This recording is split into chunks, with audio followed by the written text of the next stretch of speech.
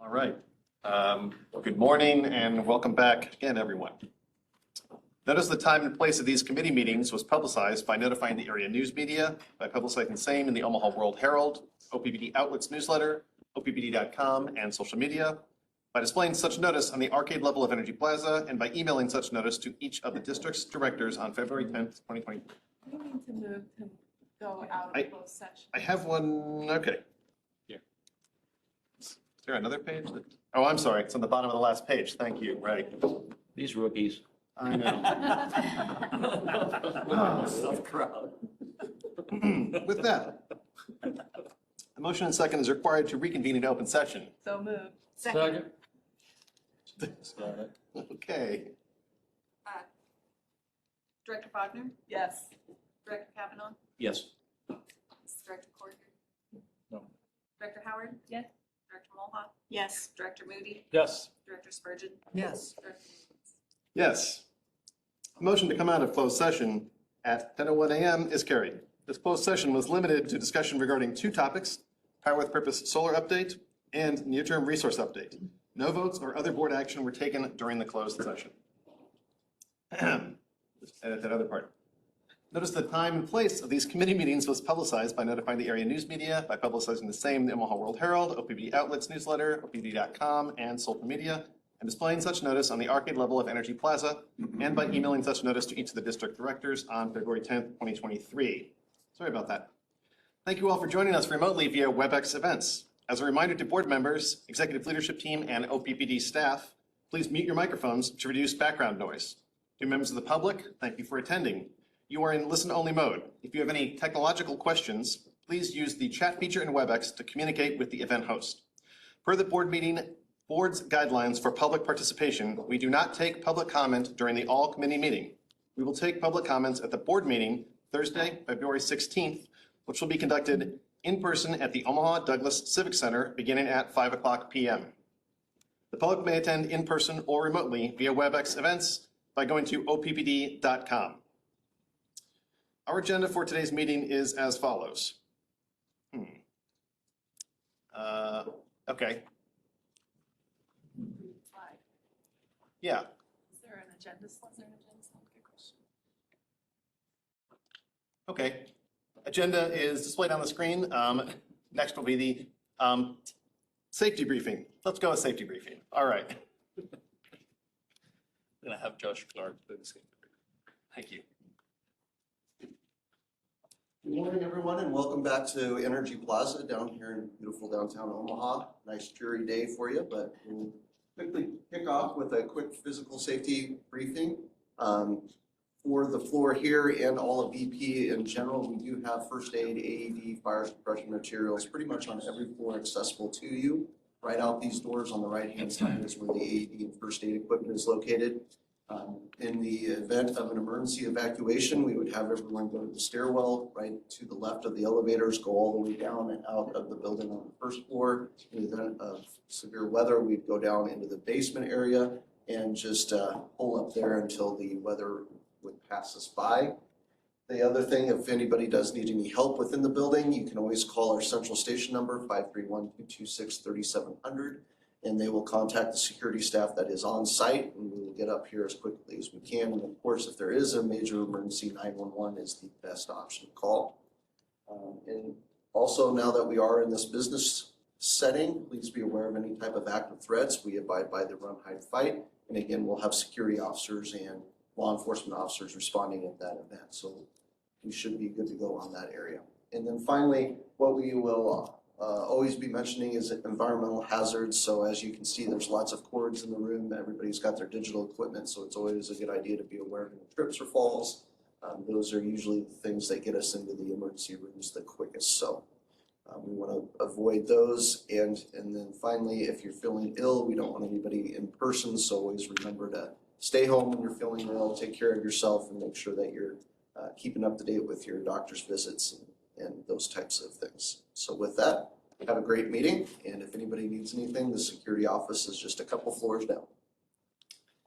Thank you, Josh. And I'll move to the psychological safety piece. This month, I'm going to highlight the healthy conflict. That's the previous slide. It's really, really important, a component, one of many components of psychological safety is to promote healthy conflict. Knowing that we come at the same problem from different perspectives, angles, we all have different backgrounds, and we don't always agree with everything that we share and that we discuss. And I think that's perfectly fine. I think that the culture of promoting healthy conflict, bringing the conflict to the table, talking about the issue, not the person, and really trying to solve issues at the table is at the heart of what we do at Oppd. So I encourage all of us to continue to keep that in mind, to look at the issue, have good debate at issues while promoting this healthy relationship amongst us. Going to the next slide, the focus of safety this month is applying direct controls. We've had a couple of incidents where our employees, our line workers are working outside in the elements, and applying direct controls like a hard barrier can help a lot. It's not just preventing us from falling or from having incidents, it's also looking at what other people can affect into our environment. So look at what direct controls can you apply to any job you're doing before we begin doing that job. It's incredibly important, especially in days like today when it's slippery and rainy outside. Vehicle accidents may turn into an extra hazard that we have to plan for. Utilizing pre-job briefs. They may sound repetitive, but it really puts the team in the right mindset before we begin any job.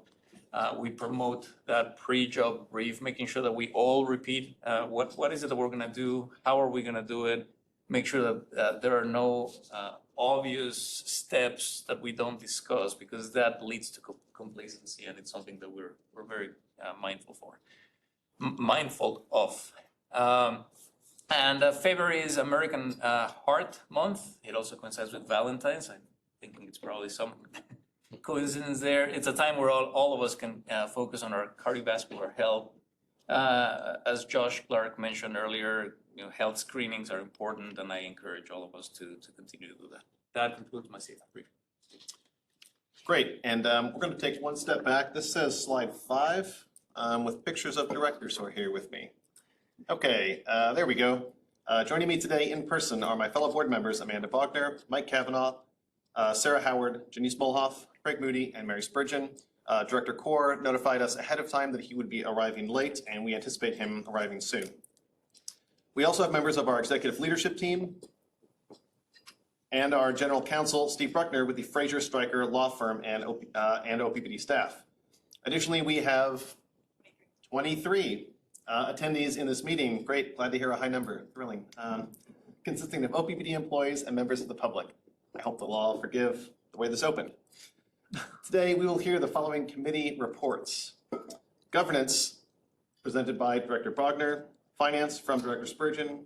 Systems Management and Nuclear Oversight from Director Moody. And Public Information from Director Howard. And with that, we'll move to the first item on the agenda. After the safety briefing, the Governance Committee, and that will be the chair report from Director Bogner. All right, thank you. Governance Committee did not have a pre-committee meeting this month because we only had one item on our agenda, which we will be discussing next. So with that, I'm going to turn it over to Mr. Scott Posch. Good morning. It's that time of year when we get to do the monitoring report for SD1, which is our vision, our mission, and our values. Basically, the umbrella functions for everything that we do as an organization. So let's move to the next slide. This is the policy. It should look quite familiar to everybody. Next slide, please. Throughout the course of the year, we've really come to have a conversation that the policies we monitor, that you review, and that upon which you vote for compliance are reflection of their mission, their vision, and our values. And the conversation we've had over the years has been really through identifying that you've accepted the monitoring reports and find OPD to be sufficiently in compliance is evidence of compliance with the mission and the vision across the organization. As you can see throughout the course, really from January of 22 through December of 22, what you see here are all the monitoring reports over the past little over a year, providing, again, evidence of being sufficiently. If we go to the next one, there was one policy, SB12, where the board accepted the report and really found that OPPD is taking reasonable and appropriate measures to comply with this policy. Next slide. And this is the scorecard that you see throughout the year. As you can see, for 2022 year-end performance, there is quite a lot. There are some areas of yellow where we've not quite hit the targeted performance, but at the same time, as we watch those monitoring reports, I believe that staff's provided assurance of compliance ultimately. So I'm not terribly concerned about the yellow and red from a compliance perspective, other than wanting to provide you assurance that we are indeed monitoring all of these things and taking appropriate actions as we can to make sure that we move in the direction of the overall strategic goals. Next slide. So this was shared with the governance committee. There was no major conversation or feedback around this, and I believe Director Bachner, this reflects the recommendation of the governance committee. It does reflect a recommendation of the governance committee. And so before we move to the next slide, let's open up to, if we have any questions about the monitoring report as presented, let's go ahead and direct that to Scott and his team. This one's a pretty straightforward, and since we have monitoring reports for every other strategic directive that leads into meeting this one, I think it's pretty cut and dry. So Thank you for that, Director Bogner. I do appreciate how the conversation has evolved over the years. Yes. And landed to a place that I hope provides the board the confidence it wants. all right, so the next slide is any additional reflections on what's been accomplished or challenges or gaps. So we've kind of looked in the rearview mirror today with that monitoring report, but this slide allows us to look forward. Is there anything that we would like to talk about changing with regard to FD1 and having that type of conversation? Go ahead. If I may, just a quick comment. This is my going into my second year as president and CEO, and I have to thank the board. I have to thank Scott Foch and his team for the strategic directive framework that we have. It makes my job a lot more efficient.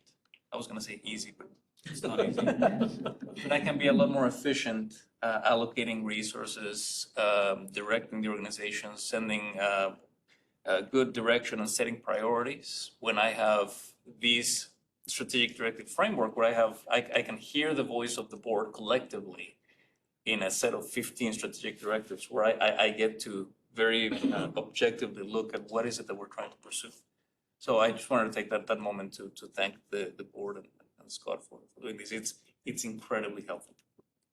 Thank you. Well, and I think that as we are being presented information, your team always does a really good job of pulling it back to mission, vision, values, and thread decisions with that as the foundational backbone.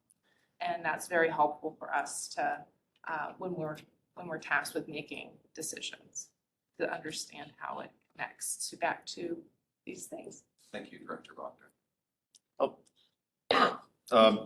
Along the lines of the strategic direction, I know we have talked about individual issues at various times, and we do have mechanisms by which those show back up in discussion about the general direction of policy overall. The anticipated board governance workshop is a time when anything that has come up during various monthly meetings would come back for prioritization of policy updates in the future. So I would encourage us that if there is something that is important to you, directors, throughout any of the monthly meetings, feel free to make sure and voice that opinion so that we know as we get to the board governance workshop that these are things that have been discussed in the past and that are prioritized for discussion at that workshop, because that is the time that is specified for our discussion about strategic direction updates overall so that we don't fall down to, and I am mostly reminding myself here, individual item governance by resolution rather than by strategic direction through the board as a whole. And so again, if anything does come up that is an item that you think we should talk more about, let's make sure we mention it in the meeting and then file it through our normal processes for bringing back up when that time is appropriate. I think that's a great comment. So to that end, I had two things that just kind of kicked into my head as I was thinking about SD1. And I don't know that now's the time to really explore them, but given that we are, with respect to the mission, I feel like we're trying to decouple reliability and resiliency. I don't know that that merits us talking about resiliency in the mission, but that's something that's just popping into my head given some of the conversations we're having. So that's one. And again, I don't know that we need to discuss it now, but that's just what's bouncing around in my head a little bit. Perhaps a systems conversation. And then the other thing is the fact that we now have this Powering the Future 2050. And as a board member, I would just want to, I think the answer is yes, but just affirm that our vision as outlined here is perfectly aligned with Powering the Future. Right? I appreciate that question. I will say very intentionally, we started with all of the policies as a foundation upon which we led to 2050. So yes, indeed, they do comport, they do connect. Okay. And with regards to your other point, we will take it back for consideration. I do believe that ST4 as a policy is under some level of Yeah. of Maybe that's revision. when that'll get worked out a little bit. And so I think it may spell itself out of the next level, Sure. but it's a good point. Thank you. If I may just supplement what Scott just said, for sure, Power in the Future 2050 vision was based on the 15 strategic directives. And we believe that there is a virtuous cycle where strategic directives informed our vision. And this visioning document and exercise and conversations will then inform any changes to SDs for the board. So we really like that concept of continuing to think about the future. What is it that we need to do, and at board workshops perhaps talk about potential revisions to the strategic directives. Excellent. Thank you. Excellent. Thank you. All right, thank you. And with that, the governance chair report is complete. Great. So as the only item, that means we're on to the next committee, and that would be the Finance Committee. So Director Spurgeon, go ahead. Thank you, Chair Williams. Well, as you see from the pre-committee agenda slide, we started with a safety briefing meeting on Friday, February 3rd, and I'll deal with three items here. Strategic Directive items 2, 3, and 4 on the agenda. To start us off, I wanted to remind new Finance Committee members and myself as well about the work that was done on Strategic Directive 2 rates under the leadership of former Director Rick Yoder. That work included clarifying the purpose of setting rates and reemphasizing the tenet of affordability and wise financial management for all parties concerned. There are a lot of parties who are concerned with that. While there is additional work to be done on Strategic Directive 2, it must be done in such a way that when the board leads with further changes to that directive, the internal organization is prepared and able to follow. So to that end, the board is waiting for a report on the 3 workshops on rates, which we attended in 2022. And that information will help us inform any next steps we might want to take on SD2. We expect that report to be given in May at this point, but for now, SD2 work is on hold. Item number 3, the charter of the Finance Committee was read through as is required under our rules on an annual basis.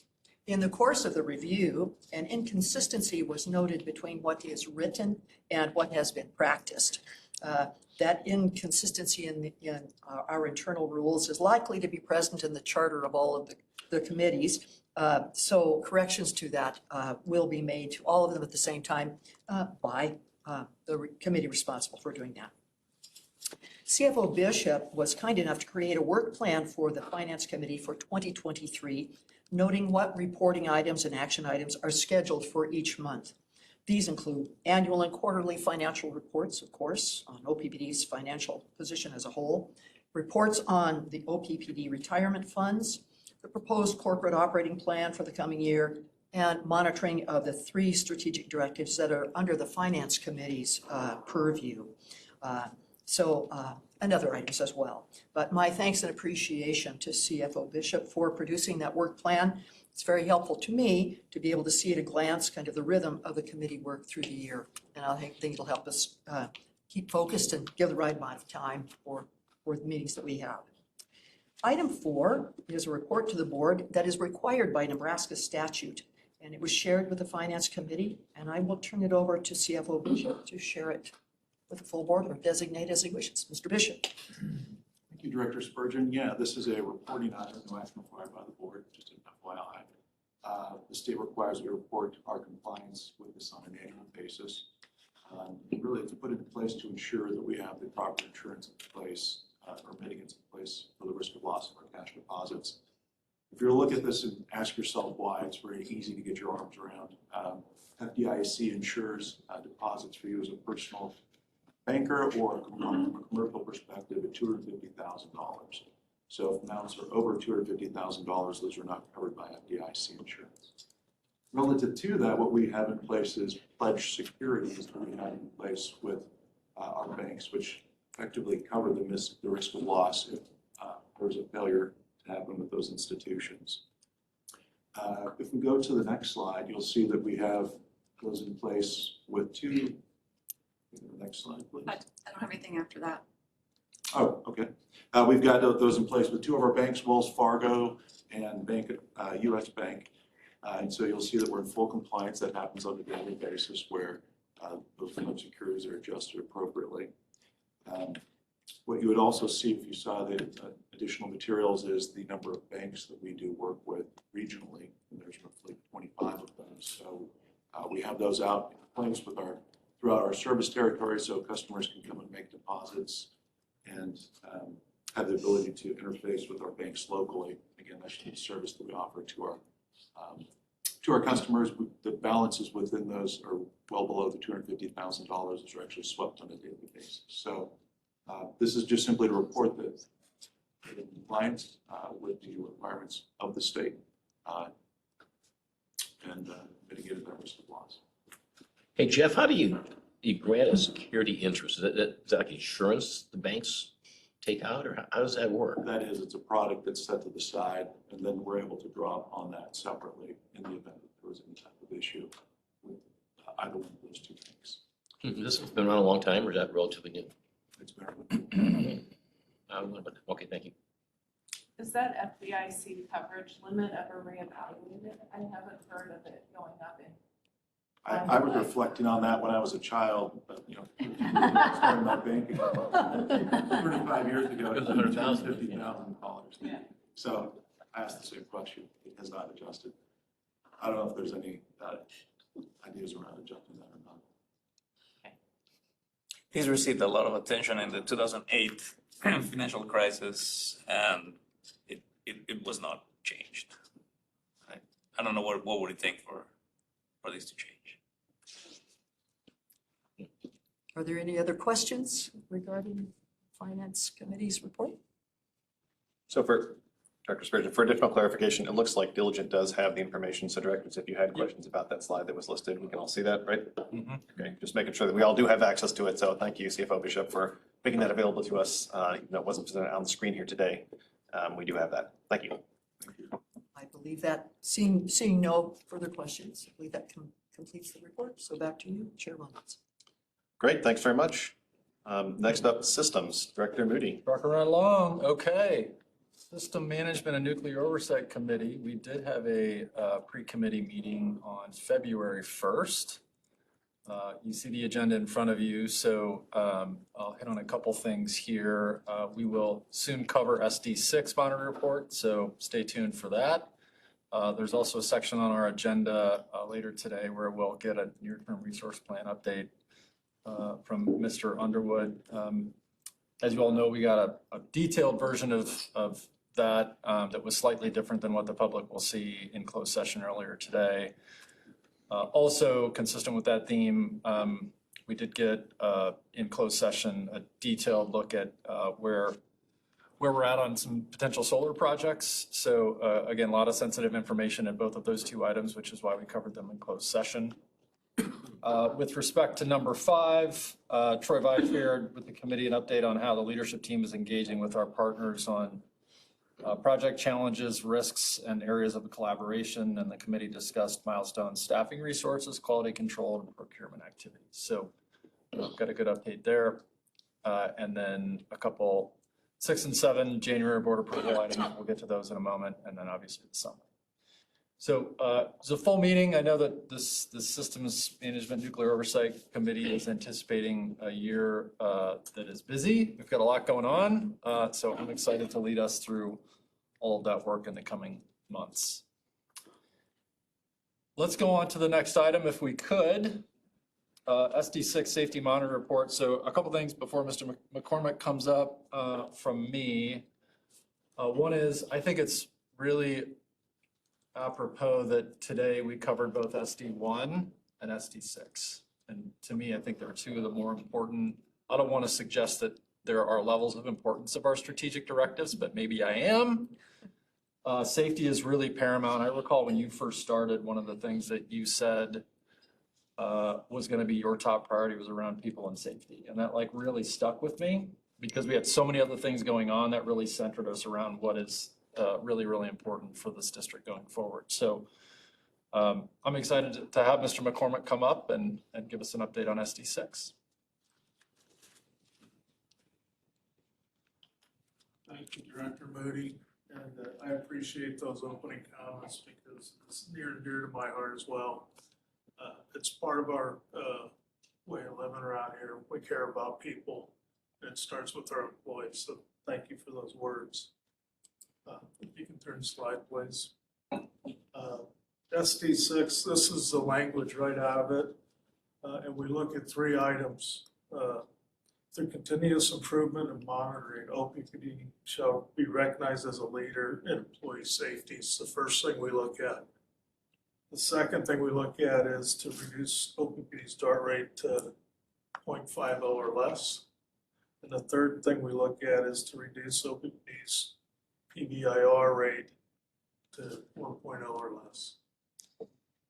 The next slide, I'll give you some definitions on what those are.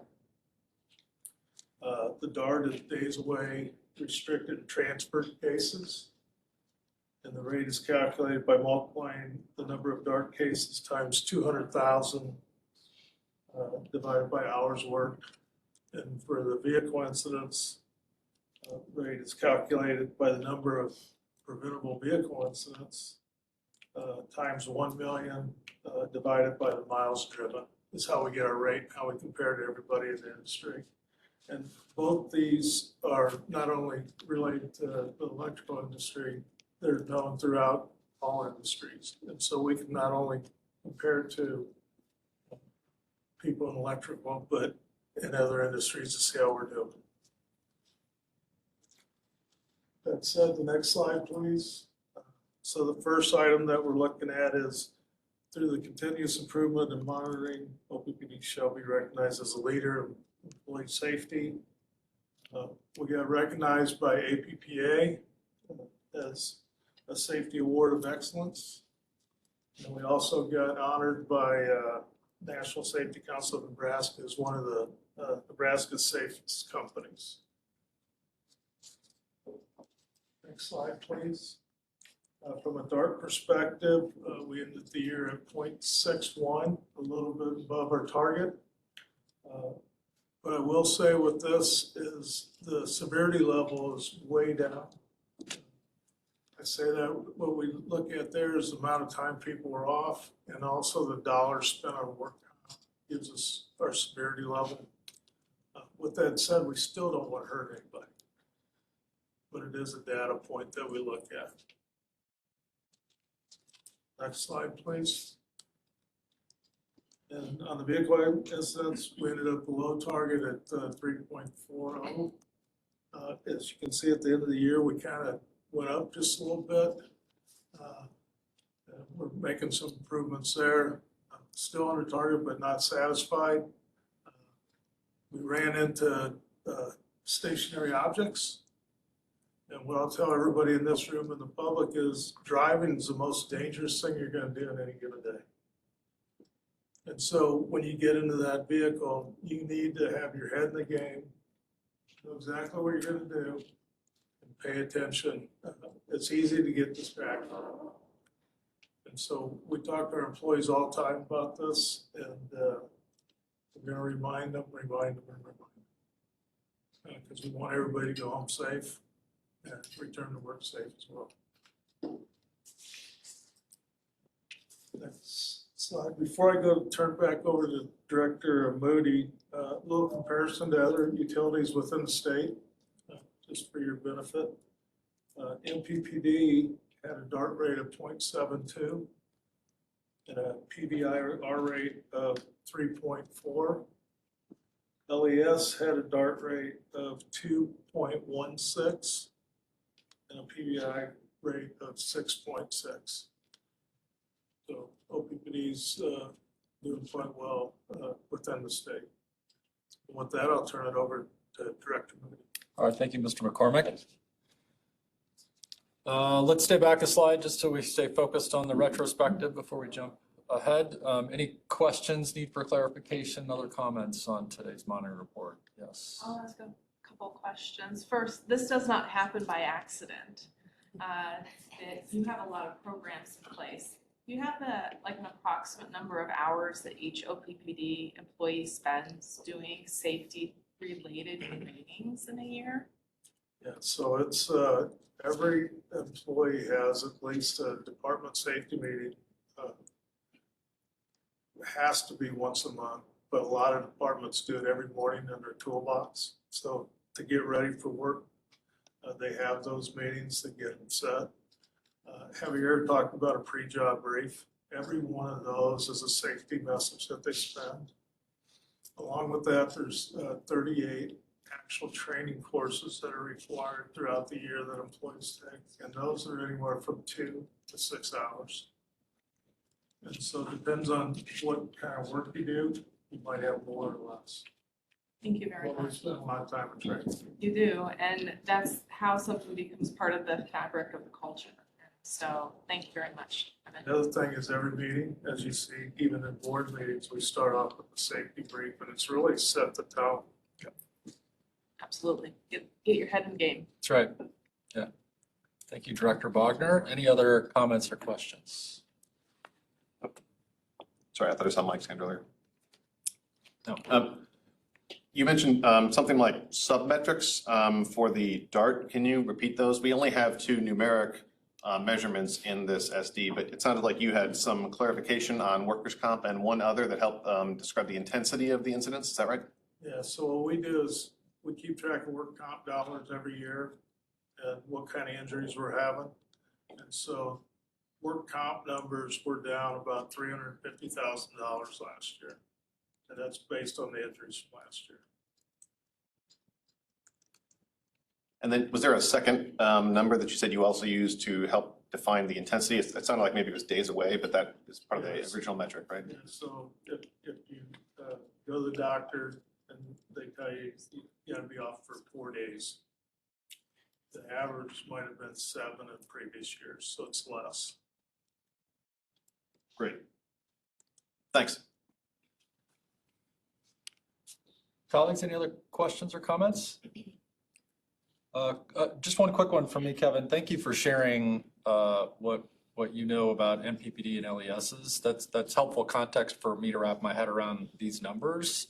Is it fair to say that the targets that we've set for both of these metrics are fairly aggressive? Is that right? Yeah, so what I'd tell you is they're both top quartile, first quartile numbers. Yep. And especially on the DART is the best of the best. Mhm. And so that one we're pushing to be better. You know, we want to lead the way as first quartile.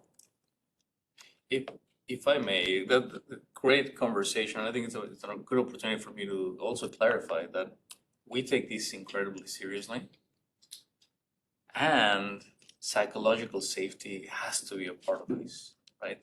So we are very conscious about all the metrics and making sure that we meet all the goals, but we need to be very careful about how we administer, how do we manage these? We don't want to scare people away and chase a number and a target to the point that people then are afraid to report, right? So it's a little bit of an art on top of the science of saying, okay, we have numbers that are telling us whether we're doing well, but we have different mechanisms for us to coach, to train in a way that will eventually drive better results without the punitive action. Now, there are times when corrective action is needed and we apply those, but we need to be very careful. And this is something that I commend Kevin for doing, is the emphasis of psychological safety and people really feeling comfortable reporting.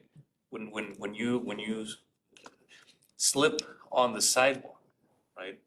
Get over the embarrassment factor and go out and report. That's the only way we can actually get better at these. So I commend you, Kevin, for promoting that culture of psychological safety while we continue to push for really good metrics and ultimately for the safety of our employees.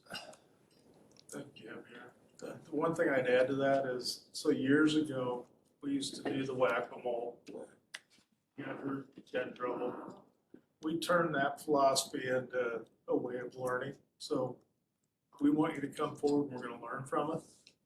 Unless you do something that, on purpose, intentional, that's totally different. But we wanna learn from every incident. So we take that approach. We worked with the unions over the years, and we have people that come in and tell us exactly what happened today. And that's intentional. And it's that psychological safety that allows us to do that. So thanks for bringing that up. Dr. Spurgeon, your hand went up? Well, I just want to say, I just think that's just extraordinarily important, that psychological safety aspect. I can't think of any organization that I have been associated with that would benefit from having that kind of thing overtly stated as it is here. It's just really, you're talking about emotional intelligence. And remember, early days on the board when different, I think I was on systems committee, and people would report near misses or good catches. That can only happen if people feel comfortable saying, we can do this better, here's what almost happened. So that it's huge. So I commend you on that work. Super. So Aaron, if we could go to the next slide, this really, Director Mulhall. oh, I'm sorry, No, go right that's ahead, okay. Janice. So I just want to go back to that psychological safety aspect and how do we measure it and how do we know if somebody's having a day away because they just can't cope anymore, or they burnt out, or they just need a break? I mean, do we really measure that? Are we able to track somehow how we're doing on psychological safety, and especially with the pace and and some of the pushback that we're getting from the community and some of the challenges that we're having? How do we really measure that, and can it really be measured? So could you go, so that's exactly what I was wondering as I was thinking about this a little bit, is we definitely elevated the importance of psychological safety in it, but I don't know that that's necessarily, at least not clearly, pulled into the strategic directive in any way. So echo what you just described. I don't know what I'll just maybe pile on what you just asked. That probably goes with this and slide. say, is this something that we as a board feel strongly enough that we should take a look at the strategic directive and think about how to incorporate it? Not having an answer for how you measure it necessarily perhaps today, but I'm interested in that. Exactly what you just described is where I was going as well. So other thoughts on that?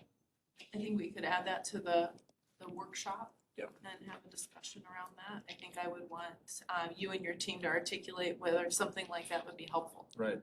It's important. I think that this is one of many examples of two strategic directives converging, because one for sure it's safety. The other one is employee relations and satisfaction. This is something that Mikhail Burnell in her role as Vice President of Human Capital takes it seriously, right? It's the physical health and mental health, how much are employees using our tools for not only physical but mental health. But I think this is an area where those two converge. So I think it's a great topic for us to discuss whether SD8 is already covering that or if there's an opportunity for us to. Thank you. So I'm not at least hearing any aversion to exploring that a little bit further from the board. So yes, from a mechanism standpoint, we'll get that on the work plan and then we'll explore when the right time is to do it. Okay. Any other reflections on what's been accomplished, challenges, gaps?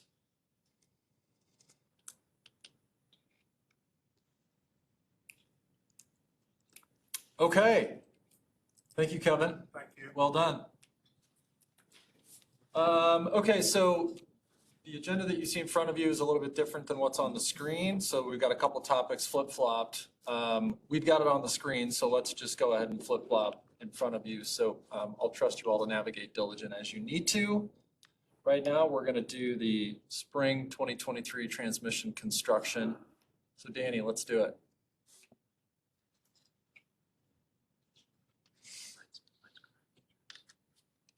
All right, thank you, Director Moody. So again, Danny Bilt, Director of Engineering, I'm filling in for Troy today. So I get to present to you our 2023 spring transmission construction project. So as some of the board members are familiar with somewhat of a routine, we've been coming forth roughly twice per year with the transmission construction package seeking board approval. And RP 6023 is again one of those routine packages. We're really preparing for spring 2023 transmission construction work, which involves two main areas. The first one being a road project where we're having to relocate a 69 kV transmission line, and the other one is a reliability project. So the road project itself involves slightly less than 1 mile of 69 kV relocation to support a City of Omaha road widening project around 48th and Q. And then the reliability projects include an uprate of an existing 161 kV transmission line by replacing several older lattice steel structures with new monopoles, mostly near the Missouri River wastewater treatment plant right south of L Street along the Missouri River. And then the other reliability project is replacement of 71 wood structures south of Elmwood, Nebraska on a 69 kV transmission line. And then one lattice structure identified. Both of these are through our asset management programs where these assets have reached the end of their useful life and been identified as a need for replacement with new steel monopoles. The spring 2023 transmission construction contract is primarily a labor contract, so it involves the installation of foundations, replacement of the structures themselves, removal and disposal of old structures, any wire work that's associated with that type of construction, and then some incidental cleanup of the right-of-way that might occur as they're accessing to do the construction work. The contractor will be providing some concrete and rebar, so some materials will be provided by the contractor, but the balance of all material is really furnished by Oppd, so all the steel poles, wires, insulators, hardware, those sorts of things are all Oppd furnished. As this was out for bid, we received 5 total proposals. And 3 were deemed legally responsive, and of those 3, all 3 were technically responsive as well. The timeline of this work is expected to begin in March of 2023 and conclude in July of the same year. The proposal from Watts Electric Company based out of Waverly, Nebraska was deemed to be the lowest and best evaluated bid. And therefore, Oppd is seeking authorization by the Board of Directors to award RFP 6023, the spring 2023 transmission construction to Watts Electric Company in the amount of $1,684,590.50. And with that, I'll open to any questions. I'll start. History of work with Watts. We've got a pretty extensive history working with Watts. They actually have some active contracts with Oppd currently. Have been a great partner with us. They're based out of Waverly, so they're very close. Some of their advantages are they don't have as much involved with folks living out of town, and they're able to be more competitive on some of these proposals than perhaps somebody that's coming from outside of our area. Okay. No concerns about availability of staff for them? Nope, they've done a great job of resourcing all of our projects and done a great job of balancing amongst all the other projects that they're going on. You see quite a few active projects that they do even for the city of Omaha and things like that around the area. So you see their trucks pretty readily in the Omaha area. They are also one of the few local contractors that help us when we need mutual aid. So not only do we contract with a firm like Watts for land work, but they have become incredibly valuable during. So it's not the only company we get help from others. I wanted to call that out. So.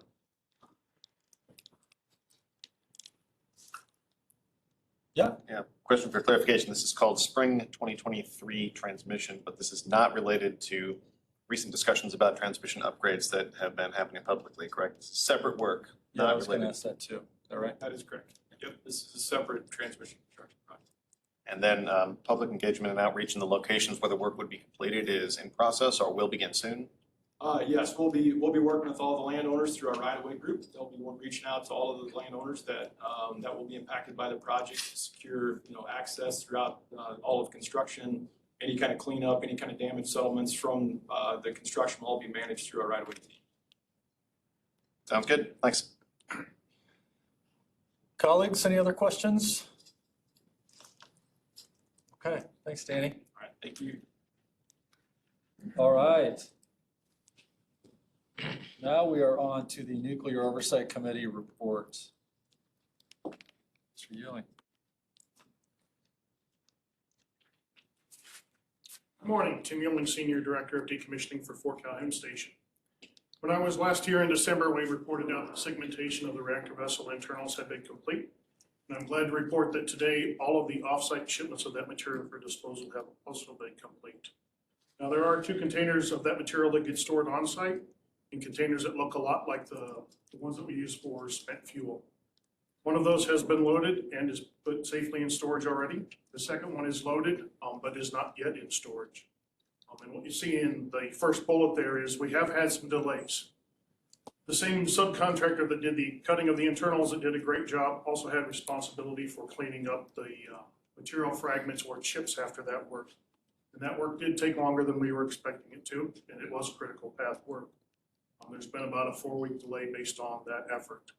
The positive note is that work is done now, so that delay has stopped, but it will impact our projections going forward as we talk at the end of this on where we expect substantial completion. But so far, all of that material has been safely moved. It's just that one last container that we have to move.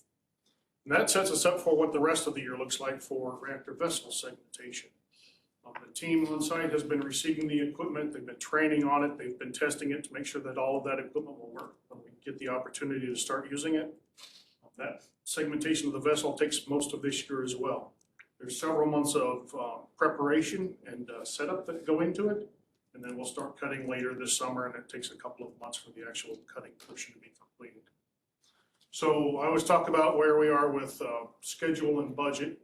So with that delay we had in cleaning up those material fragments, our substantial completion date has moved from December of 2025 into January of 2026. Now, there's still 3 years until that point. We will look for every opportunity we can to recover that time.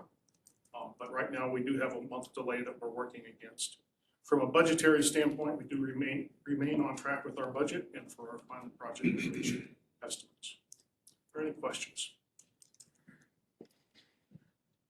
I would like to commend you, Tim, and the whole team at Fort Calhoun. I remember when Mary Fisher was retiring, this was one of the most important things that she asked me to keep an eye on.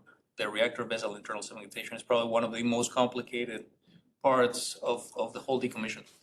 This is where the spent fuel, not the spent, but the actual full pool for the fuel was.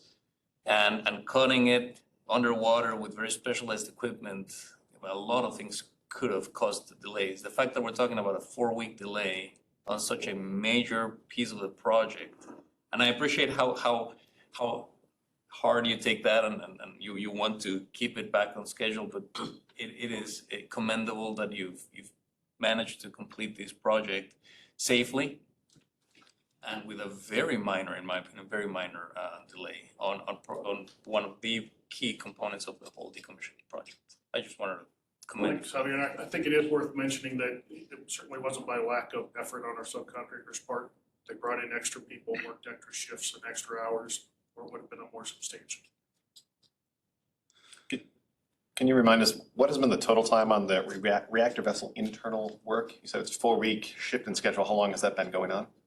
It started in the first cut, I believe, was November of 2021, so a little over a year. Wow. Great. And then you mentioned the shift is from December 25 to January 26, and you'll be working on that. But that doesn't imply any consequences based on external end of 2025 timelines or anything like that, right? There's nothing that needed to be done by December 31st. I mean, end of year sometimes triggers other things that, we're not sliding past a hard deadline from someone else. I understand the question now. No, it has no impact other than it will impact further down the road when the actual release of the land for unrestricted use is. Right, so any delay just shortens that period of time or extends that. But there's no hard limit on that. Great, thanks. Yeah, to Javier's point, 4 weeks in the grand scheme of things, understand the desire to stay on schedule, right? Totally get it, but as a board member, I would not want you to accelerate a schedule and put other things at risk, safety in particular, just in order to hit that deadline. So kudos to you for keeping us pretty close, especially in a situation that's not under your control. Yeah, Amanda. So the off-site disposal for the reactor vessel internal segmentation is complete. Is there any additional things that are intended to go to off-site disposal? From that project, there will be some of the filters that we use for the cleanup that will still go to off-site disposal. And then from that project alone, that's the end. But all of the other equipment gets disposed of off-site over the next several years. Okay, colleagues, any other questions? Can I just make another comment? Please, yes. I read the little report here of your third-party visits. You had another positive report and commendation from them for all the work that's being done and how carefully it's being done. And I just want to highlight that because having visited the site, we have a little idea of just what a huge job this is. So congratulations on another good report. Yeah, the Nuclear Regulatory Commission was just on site last week or the week before. They continued to provide oversight. They plan on being on site at least 6 times this year again. And that will continue as long as the site is licensed as well. Okay, thank you. Well done.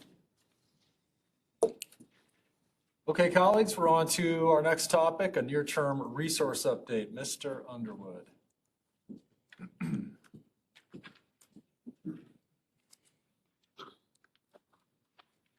Good morning, everyone. For those that don't know me, Brad Underwood, Vice President of Systems Transformation.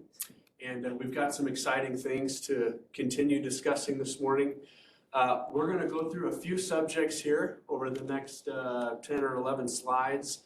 We're going to touch a few subjects, and I think Ms. Olson and Mr. McRae might have a comment as well before we get into it. But we're building a lot. Many of you are well familiar with Power Purpose, and with the demand the community has put on the utility, and we're happy and honored to serve that demand as quickly and as safely as we can. So we're going to go through our Power Purpose projects. We're going to go through a little bit of what our load has been doing, which direction it's moving, and what we should expect over the coming years. We're going to talk about some of the lessons learned of the information we've acquired over the last few years about how long it takes to build infrastructure, about how arduous it can be, and about how those learnings are shaping how we look and embrace the future that we're going to walk into over the next 8 to 10 years or so. So exciting conversation. I don't know if Lisa or Tim would care to add anything else as far as what our customers and community are doing, but I would certainly welcome them. Yeah, thank you so much for that, Brad. You'll see in the presentation later on, the team, this is a district-wide effort. The community, we are fortunate because we're seeing growth on so many fronts, small businesses, medium and large customers as well. We need to plan. for that, and you'll hear a little bit more about that. I'm sure Tim has some comments from our customer base as well.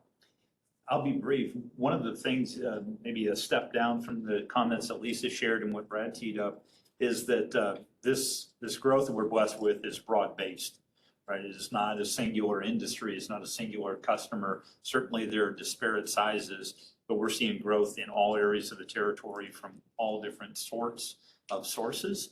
And that's a wonderful place to be to support our customer owners and the businesses they run and own.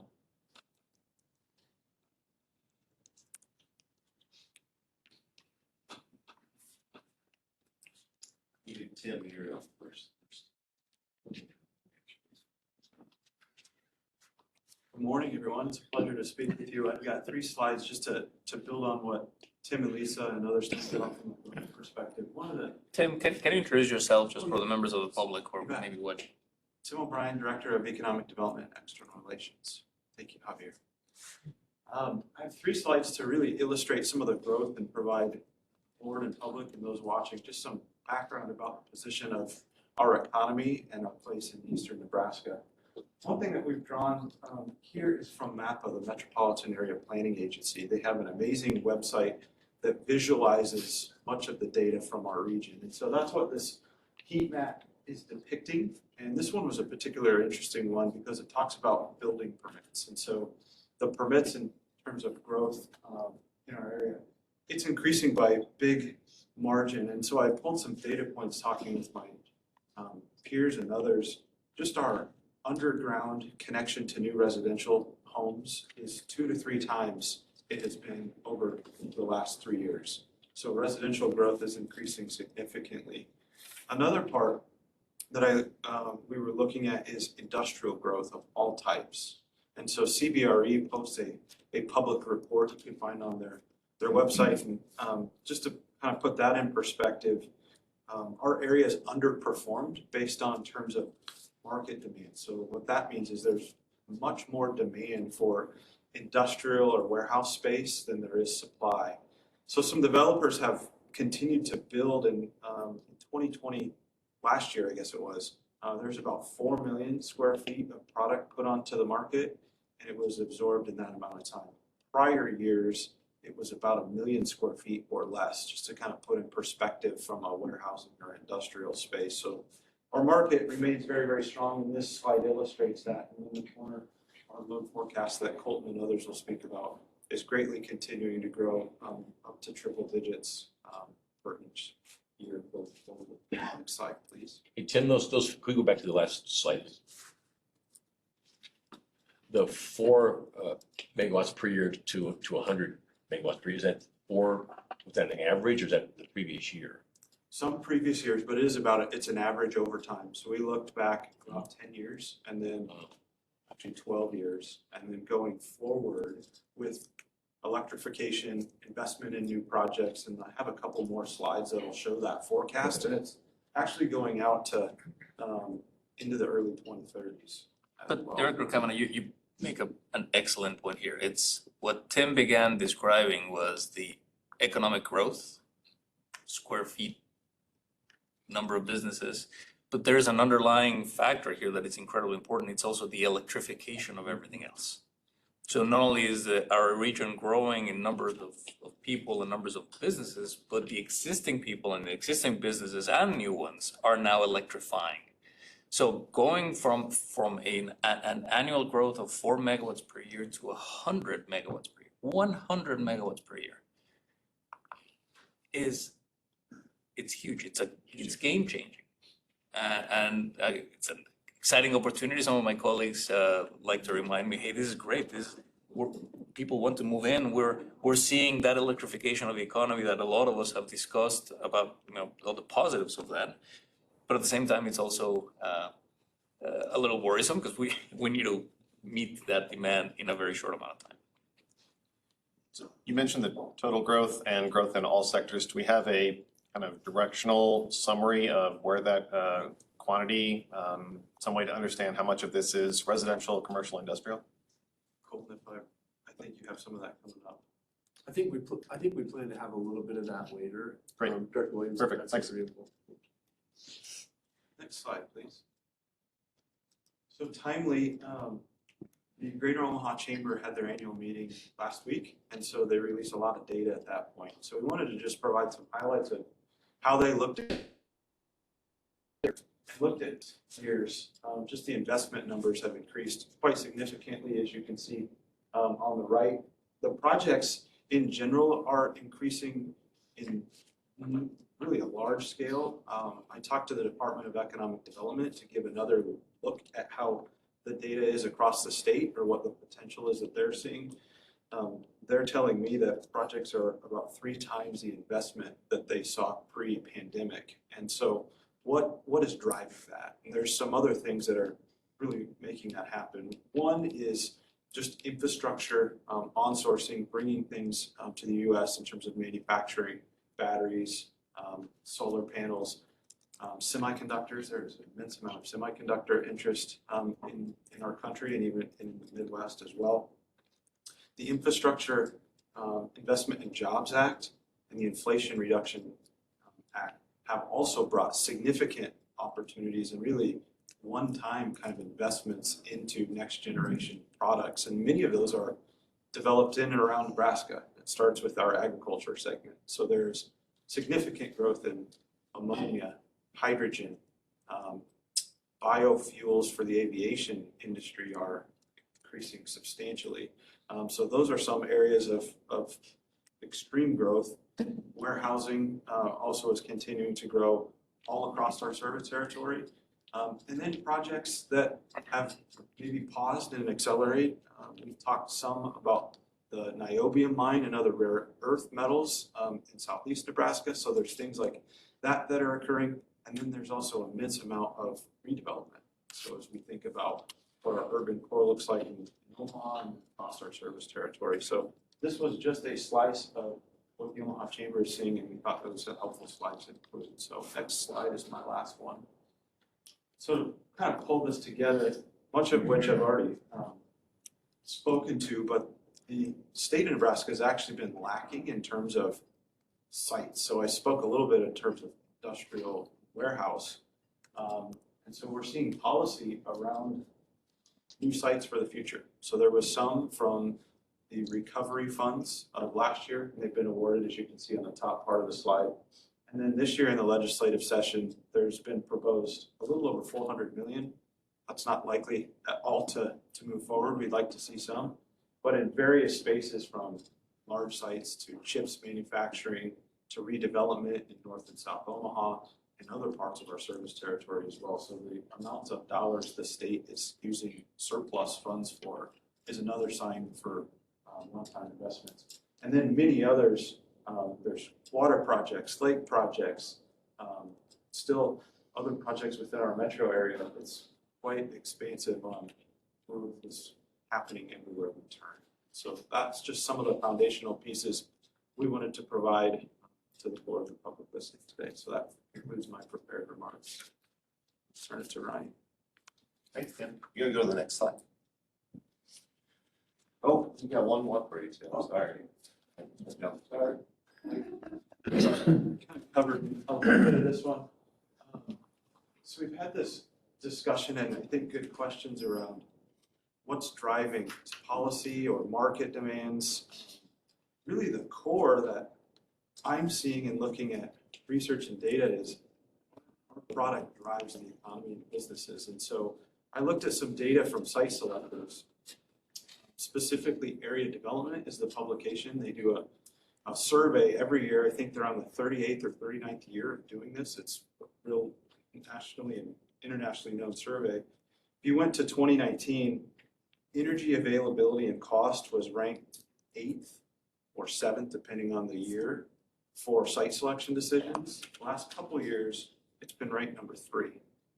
And so it's really moving up there. It's a phenomenon that's happening all across the country with the changes in our electric space, but wanted to highlight that and that more of the energy intensive types of projects or diversification of such, they create service jobs. And so many of our elected officials and communities are seeking to attract what I would call primary jobs to then multiply into service and support types of things. And so you sort of have this circle of what capital investment drives in terms of growing our community. So that's the point we wanted to make on this particular slide. So, Ryan, thank you. Can I ask a quick question before we go on?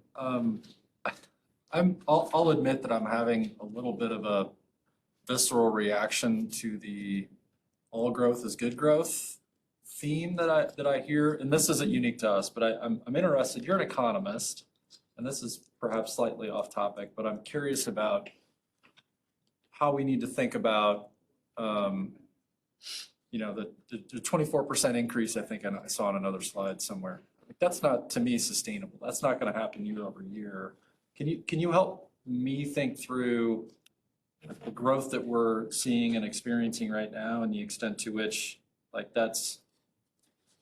there are implications for unintended consequences that might exist, and clearly some of those consequences implicate us in how we meet demand, but and maybe I don't want to zoom out too far, but help me rectify this a little bit. I'll give you my personal view, and then of course this is debatable, but well, number one, as a public power entity, we have an obligation to serve, so whoever comes in will serve, and we have to, and we'll do everything we can to serve them as fast and reliably as possible. Really interesting, and this is all public information, but there have been a lot of discussions at the federal level with federal authorities about inflation, and a lot of policies and decisions that have been made recently around inflation to curb demand. Right, typically we've had a history in the United States of demand-driven inflation. Like people are buying too many things that increases prices. And what we're seeing for the first time in maybe ever is a supply-driven inflation, where it's not that much about people spending too much money on buying things and raising prices. It's we don't have the capacity to supply the country with goods and services as we've had in the past. Now, this is really probably unmasking our reliance on foreign imports of goods and services. As the rest of the world has hurt with COVID recoveries, et cetera, we are now realizing that we've depended a lot on those imports. There is a heavy academic and professional discussion in the country around supply-driven inflation.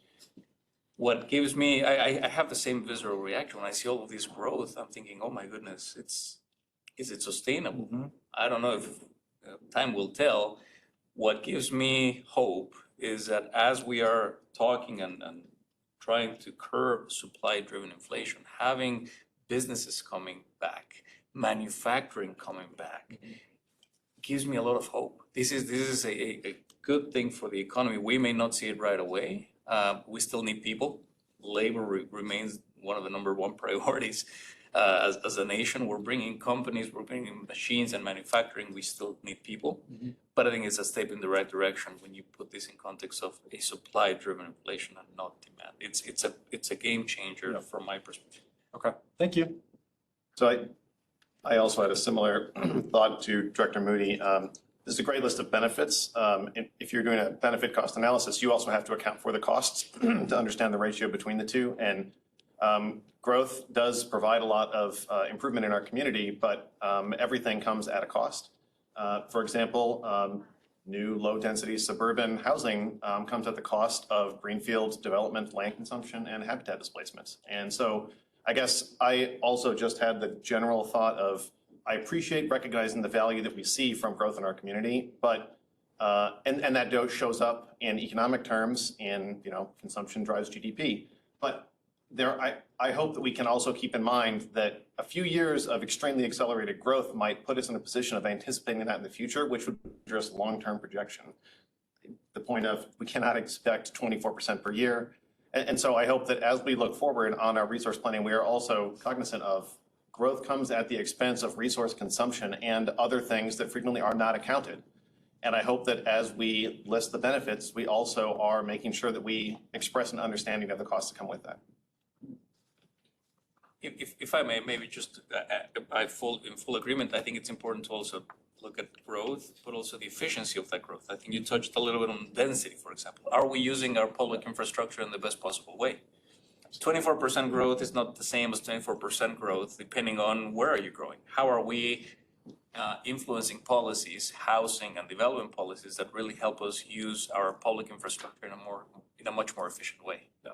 And I think that's where OPPD can be at the table and is already at the table with other agencies to say, hey, as growth is happening to us, as we are seeing all of this growth coming to our region, how are we using our land, our resources, our existing public infrastructure in a way that is more efficient? Yeah. It's not just building bigger houses and using a lot more land. It's maybe higher density and using commercial industrial sites where it makes the most sense.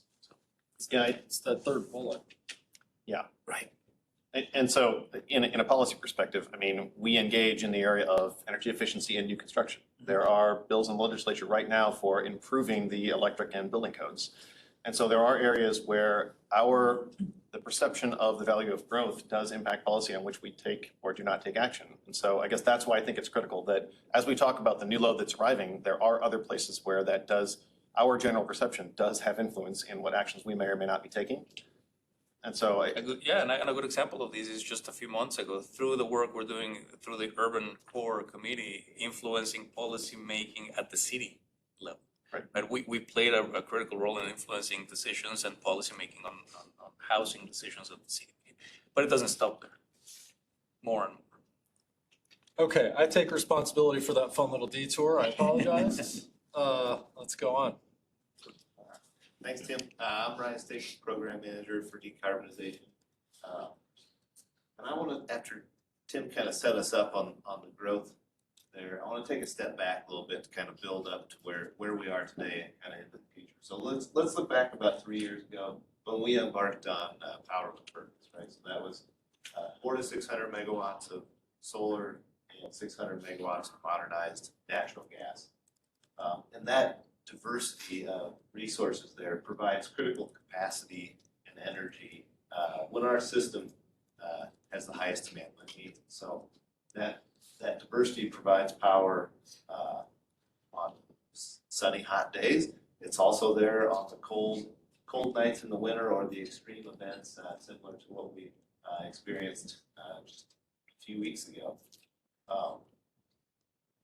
These assets, they were the most efficient optimization, cost, reliability, and environmental sensitivity. But I want to go back to what Tim said, where just a few years ago, we were seeing 4 megawatts per year. Right? Now, we're seeing 100 megawatts per year. Well, that means as we're getting ready to think beyond these Power with Purpose assets, we need to be planning for the generation that comes after that, right? So these assets get us through 2026, but we need to think about what happens after that, what we need to meet our demand at that time. Let's go to the next slide. So this kind of sets the story up a little more to kind of just get a little more detail, right? So if you look at these charts, the solid black line, that is our peak demand. The dashed black line is the peak demand plus planning reserve margin. And then, from the far left to the middle one, you see the gray underneath, that's our current resources. And then we add Power with Purpose, natural gas, and solar on top of that. And that fills in that gap that we had from that we're projecting. And so that meets our load, our needs up to 2027. Well, as I mentioned on the far right, now you see the arrows pointing up. Well, our load is growing. We talked a lot about that, right? Well, we need to add resources to meet that growing load so we can continue to meet our demand plus our demanding reserve margin.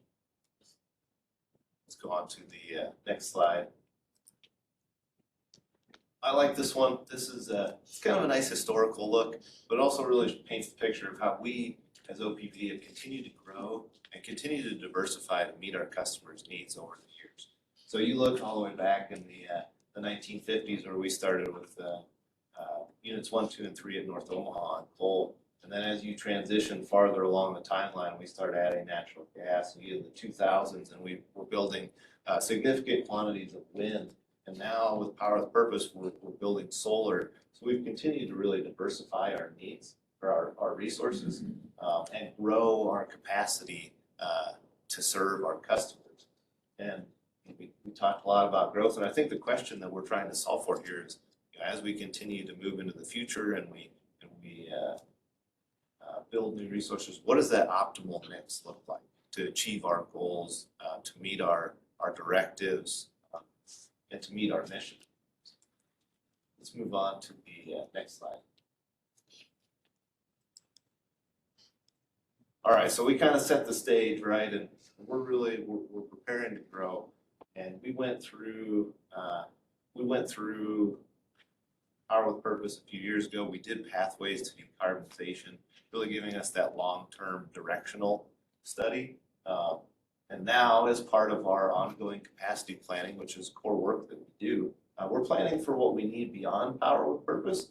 And we're making sure that that aligns with that long-term directional study from Pathways to Decarbonization that kind of outlines where we're headed.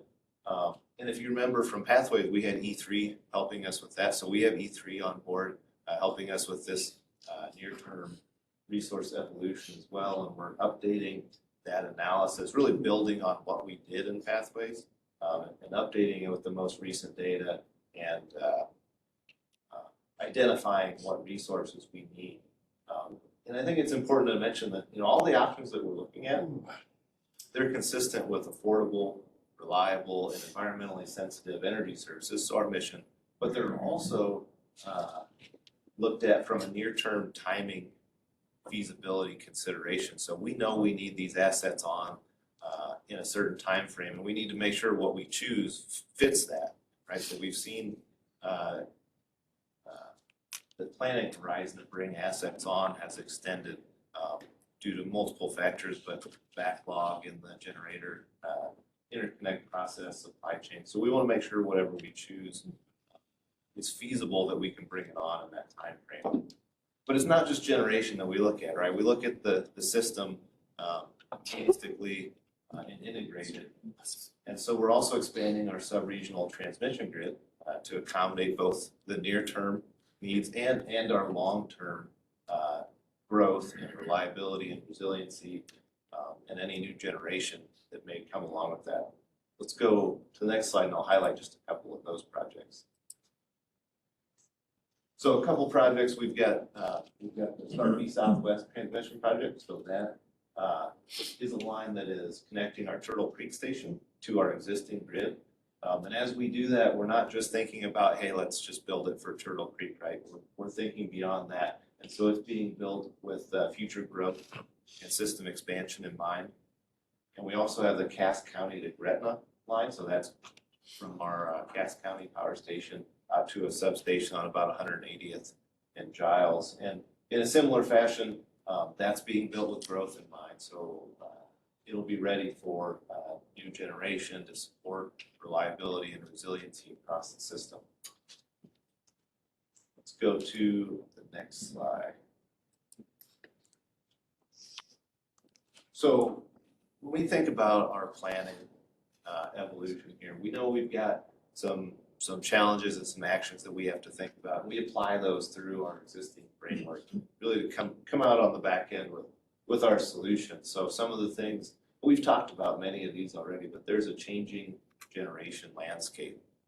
We have historically large load growth for our service territory.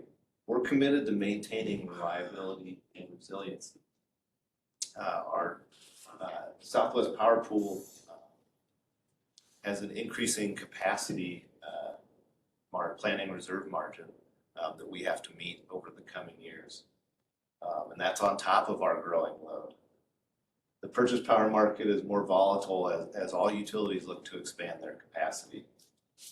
And we talked on this just a moment ago, but the timeline to bring new resources on is extending. And those are all challenges that we have to think about as we do our planning. And we apply those through our framework. We're guided by our mission. We're guided by our strategic directives. We have legal and regulatory obligations. But we're also making sure that all of our options, they're consistent with reliability, with our near-term timing feasibility. We talked about that. And also our long-term decarbonization goals. And ultimately, we'll come out on the back end here with a solution. We'll see that, not today, but at a future date. Let's go to the next. And one thing, I think it's good to reflect back on, we kind of set the stage where we were and where we are now, but to go back a little bit again about where we were, when we did Power with Purpose, we learned a lot on the customer outreach and communication side, right? And we applied a lot of that to how we approach pathways to decarbonization. And we had a really good communication outreach plan there where we had listening sessions with certain focused groups. We had our workshops where we interacted with our stakeholders. They could ask us questions, they could give us suggestions. We took a lot of those suggestions and really improved our own process. We had surveys they could communicate through OPPD Community Connect. We had a very transparent process with the amount of data that we released, and actually had a lot of support and communication on other entities that did some modeling in conjunction alongside ours as comparison. We brought in outside experts from the Electric Power Research Institute and the Smart Electric Power Alliance to really help look at what we were doing, make sure that we were executing in the right manner and improve our process. Then that really brings us to today where we're building on that framework from pathways to decarbonization and taking it to the next step to find the executable details from that directional study. And our stakeholders have been on this path with us the whole time, really helping to inform it. And I think that's really special and probably a little unique to us. I don't think every utility approaches it quite as transparently as we have. All right, let's go to the next slide. I think hopefully Tim knew he was up on this. Yeah. Thanks, Tim. Yeah, thank you. Get to close us out here. On our journey, as Ryan mentioned, so started this work, really kicked off with the state of the utility in December, the webinar that we did for the public that can be viewed on oppdcommunityconnect.com. This first and second quarters, I tell my team and working with Lisa and others, this is the discussion of generation and resource adequacy over the next 2 quarters.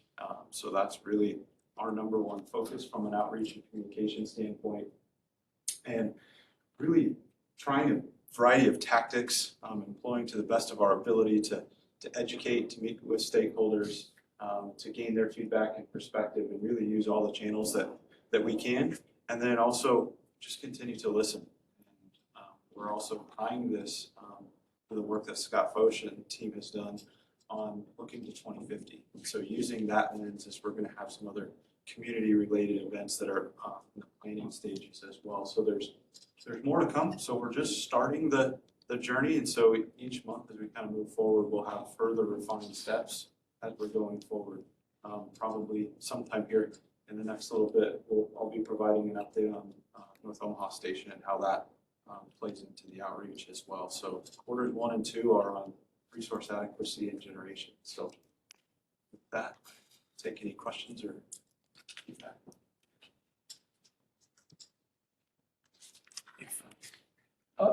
Yes, could we go back to slide 11, please?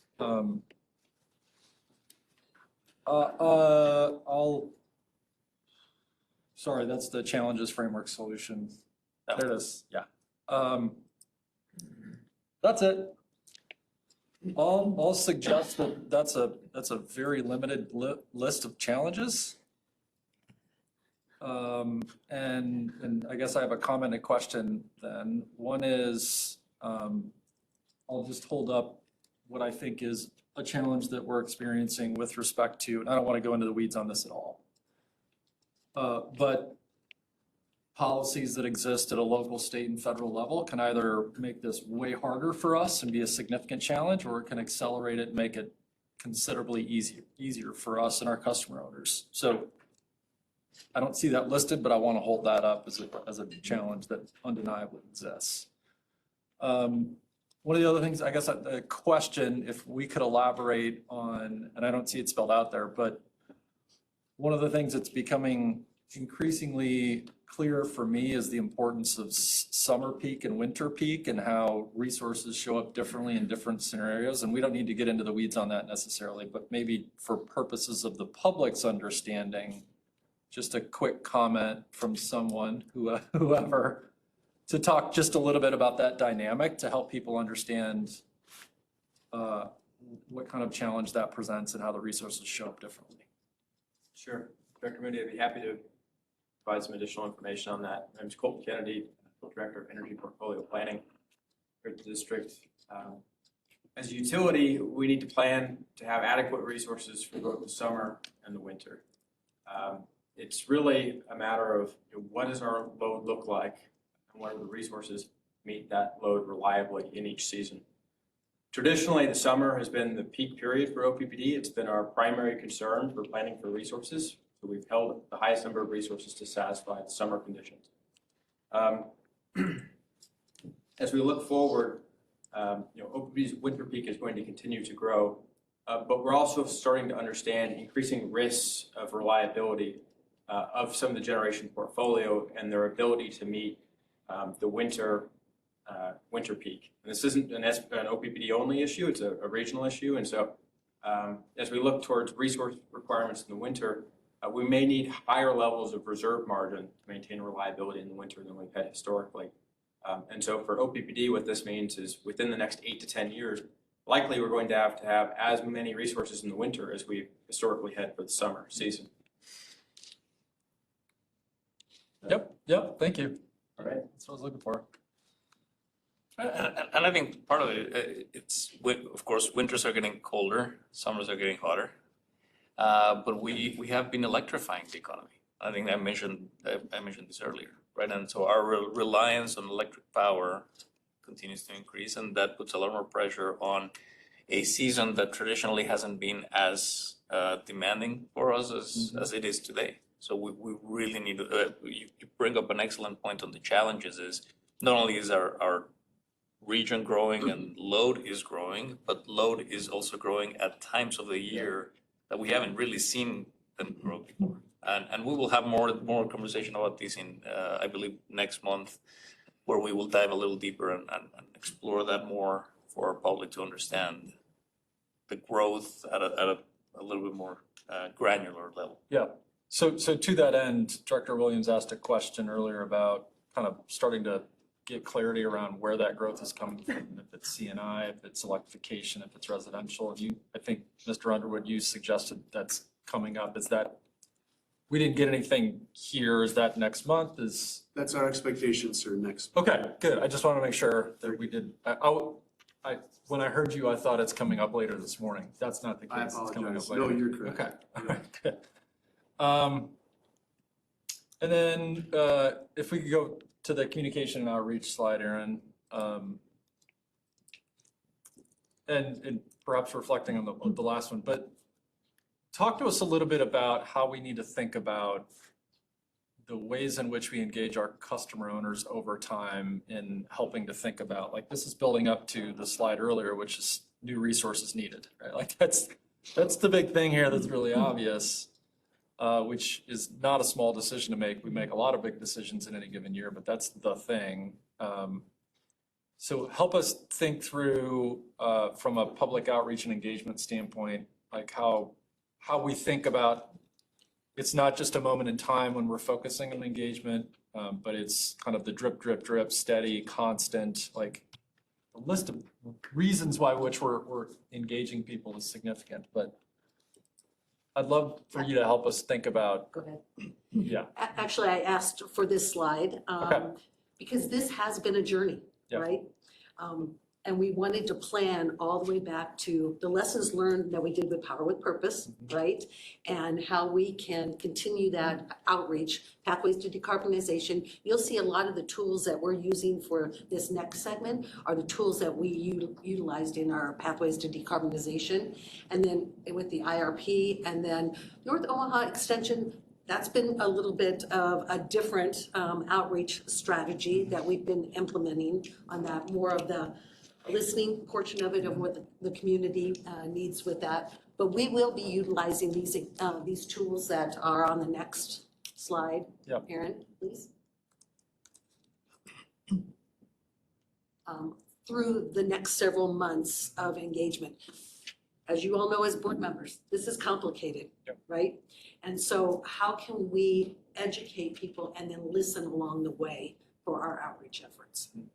And I'll just comment of gratitude, maybe, Lisa, the way your organization has allowed us to interface directly with the customer, even to the point where we sometimes run things the customers want to see through our tools. And we have conversations with them on what those outcomes And would what's be. important to them? And what's important to them. And so I think as system planners, there's really no space that we feel between us and our customers because of that 4 or 5 year chronology and all the quality touches that we've had either through surveys or in-person exchanges or WebEx, having SEPA involved, having EPRI involved, having this broad dialogue around different criteria that we have to solve for. And what's the best way to solve for that criteria, I think it's just been tremendous. And to have that base that we will continue to build on and invest in over time into this next season of our community and of our business will just be tremendous. Another extremely important part of the core of it all is the face-to-face with the customers and what their growth plans are.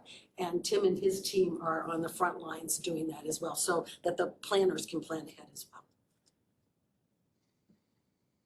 So, Go ahead. Craig followed up on the comment about breakdown of growth by residential, commercial, industrial sector. Beyond that, do we anticipate a presentation about the growth in, I know what you might call emerging sectors, mostly electric transportation and electrification of existing consumption from other energy sources? Is that something we are anticipating to be presented in a future meeting? Yeah, I think we're happy to do that next week. Okay, yeah, I'd be very interested in that. And the follow-up question there is, do we believe that our current policies provide a good expectation for how we shape that new type of emerging electric demands to be, as we talked about earlier, the most efficient or smart or beneficial to our community overall? I guess functionally, EVs could come home and charge at 5 p.m. That would be a disaster for us. But with a policy change, we could push that off peak. And so I guess the question here from a board perspective, as we look forward, are there updates in policy that are necessary for the anticipated load growth to be a shape of load, or however you want to refer to it, that is most beneficial to our community and avoid causing the challenges that we know we see from intense peaks in the afternoon in the summer or uncontrolled new consumption in the winter? Do we have policy updates that are necessary there that would help us get there? Understanding your question was to the board and their role to craft policy, I would just offer that there is a very strong muscle in the Oppd body that interacts with customers on products and services that they're interested in. And so that can be demand and response, that can be charge point and the sharing of data. And I think that we are well on our way both to acquire a better understanding of customer preferences and to use tools and technologies over time that will allow us to get the most efficient system and optimize the use with the customers as they're using it. And I think that'll be very important to us to the credit of your statements. If I may, so it's, yes, policy for sure, but policy alone cannot solve issues. In this case, very clearly to me, it's infrastructure, it's tools. It's a different type of metering technology that allows us to communicate 2 ways with our customer owners for a number of reasons. So the customer owners don't have to call us whenever there's a power outage. We immediately know and we immediately deploy resources. But that same metering technology would allow us then to deploy an amazing resource that we have today, which is our customer owners. Like working with our customer owners to meet all of these challenges. And I fully agree with you. I think we just ran out of space on the slide. The challenges are many. Having the tool, the right tool for us to communicate and to activate resources that our customer owners could provide in terms of demand response, electric vehicle charging, batteries, you name it. There are many tools that today we cannot access in a system-wide basis because we don't have the tool. So the tool goes along with the policy development. And I'm really excited, and then we've talked about advanced meter infrastructure. We are on our way. It's gonna take a couple of years for us to get all the infrastructure built in. But make no mistake, as we speak, our teams are interviewing companies and vendors. So we're trying to advance that so that it can be a reality, and then we can activate these resources that I mentioned that our customer owners are. Yeah, I appreciate that. And I guess, Brad, my question was both to staff and board on whether or not we feel the policies are where we need them to be. And I hope that's something that we can revisit in the board policy workshop that's coming up. So I hope we can take a note about that. And the last point there would be, you referenced engaging with customers to find out what their desires are. And I hope that in this example, with technologies that have not previously existed, we treat it more similar to the somewhat trite example of the iPhone. No one asked, do you want this? They realized that this was a product that people would want and made it available. And I feel like the same is true. We are not getting overwhelming demand from customers for a product that they don't know exists.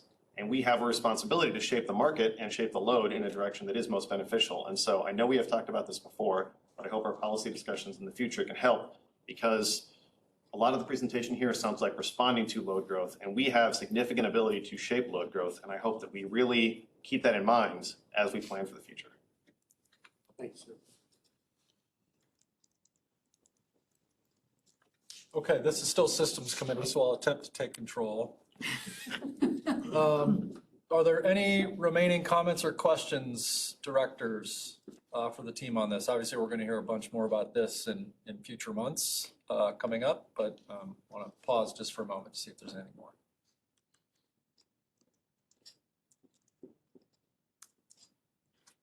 Okay, hearing none. Thank you very much for that. That was very, very helpful and enlightening. The systems committee, I believe, rests. Yes, we're complete and ahead of schedule. Well done, thank you. Yeah, great work by all committees this morning. Next on the agenda is lunch. We are about some amount of time ahead of the agenda. So, yeah, so good job, everyone. Hit the time, right, Amanda? And so we'll break for lunch now. We were planning about 30 minutes. It looks like maybe 12:10 back. Does that work? Let's plan for 12:10 to come back for the next committee, which is the Public Information Committee. Great, thanks, everybody. Thank you very much. Welcome back, everyone. If you have any food, feel free to finish, but remember the microphone can hear us all. So next is the Public Information Committee, and we'll pass that to Director Howard. So the Public Information Committee met on February 7th, and we focused on two items, mostly one, what's going on in the unicameral, and second, the North Omaha engagement update. I just want to make a note. We are working on improving our process in terms of getting feedback from the board as to what bills you're curious about, what bills you're interested in, what bills you would like updates on. And so what you'll probably see during session is I will try to reach out to committee members first prior to the PI meeting, just to get some feedback if there are additional bills they want updates on. And then prior to this meeting, reaching out to each board member and saying, are there bills or legislative issues that you would like an update on, so that the PI group can be prepared and make sure that you're getting updates from this committee that meet your needs. So I did that this time. We do have 3 bills we're going to focus on today, our priority bills. If we have time, we did get some feedback from board members about some additional bills that I'll have them cover if we have time. The other thing I want to note is we don't have a lot of substantive updates in the sense that there hasn't been a lot of movement. So they just finished day 28 in the legislature. It's a 90-day session, so we're almost a third of the way through. But they also just finished 2 weeks of all-day hearings. And so that means that they haven't had time to exec. They haven't had time to push bills out. They haven't had time for floor movement. And so sort of putting that mea culpa out there in terms of, well, why hasn't this bill moved, or why don't we have more updates on this bill, is because very little has happened in terms of movement per se. So I'm going to turn it over to Lisa to just sort of dig into both the ledge update and the North Omaha update. Great. Thank you so much.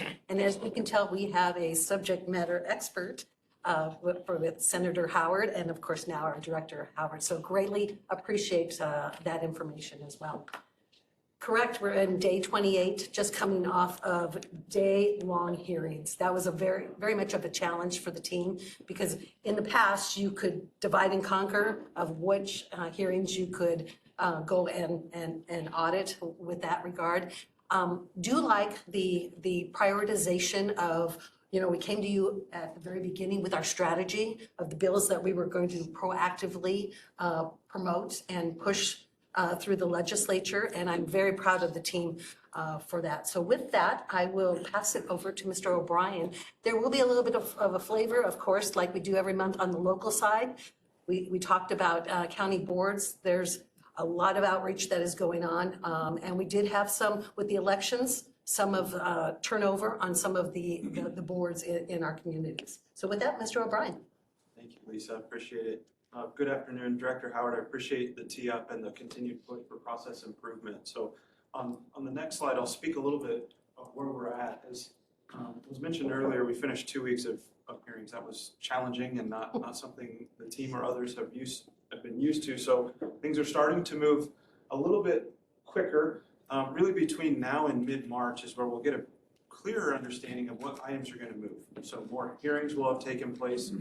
Senators or committees or the speaker will start to talk about priorities. And so you'll hear a lot of updates from us between now and then in a variety of forms, but did want to highlight that. So middle of March is really a critical time as things move forward. So next slide just gives us a reminder of where the process is at. So there still are committee hearings in the afternoon. The legislature is meeting every morning to debate topics or confirm appointments. Every bill that is introduced does have a hearing, so that will continue to take place. There's over 800 bills that were introduced, so significant amounts of hearings. Once a bill goes to a hearing, the committee that it is part of must vote that out of their committee by a majority. And so there's several steps as you then move into further legislative processes. So majority of things are right at the beginning and entry point into the session. Next slide, please. A little bit of summary of now that all the bills have been introduced. There's 812 bills introduced. By memory, I did some quick research. The highest I saw prior was 97 with 885. So there is a significant amount. There are about 150 bills our team is looking at and reviewing. So a significant amount that may relate or of interest to our business matters. Major themes in the legislature. Every year there's a debate on the rules, and that went quicker than we anticipated this session, so that was a big thing taking place. Then also is the budget, and the state is in a great position with a surplus of funds, and so they are working through how to expend those funds, and that's happening in a variety of different ways through tax proposals, school proposals. There's some things on corrections and others.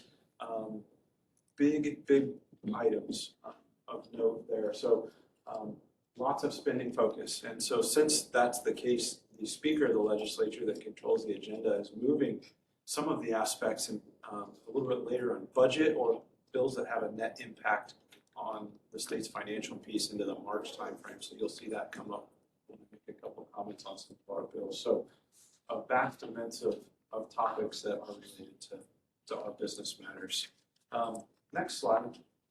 The three bills that we are leading are on the slide here. The first is LB 61. This is around broadband and utilizing our infrastructure, leasing our infrastructure, not competing in delivering broadband service, but leasing our infrastructure to those that do provide broadband services.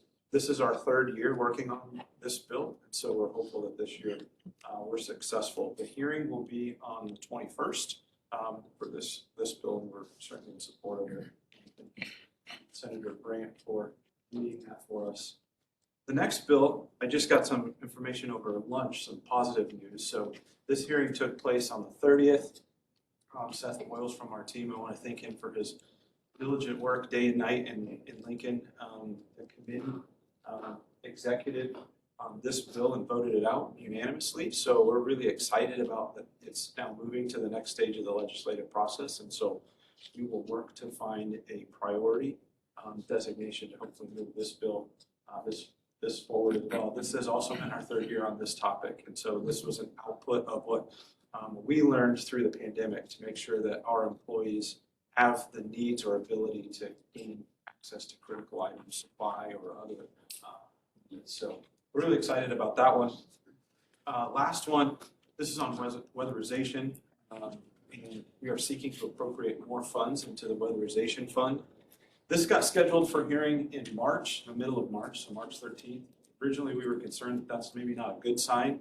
It may be okay based on how things are going with the budgeting process. So we'll continue to work the bill and ensure that there is dollars included in that particular fund. So I want to thank Senator Wayne for his support on that particular bill. So those are the three that we're leading.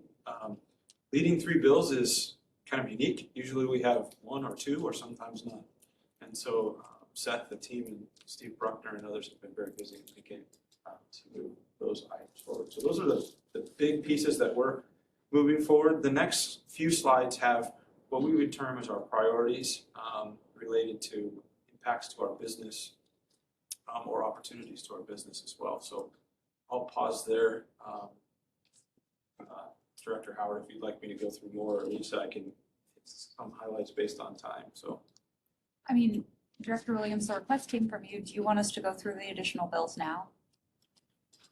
So I'm curious what information is made available. I'm looking at the slide in Diligent that has a comprehensive listing of all the bills, and looking at the screen here, I can't remember, does the information from Diligent also get publicly posted, or is that internal only? I don't know.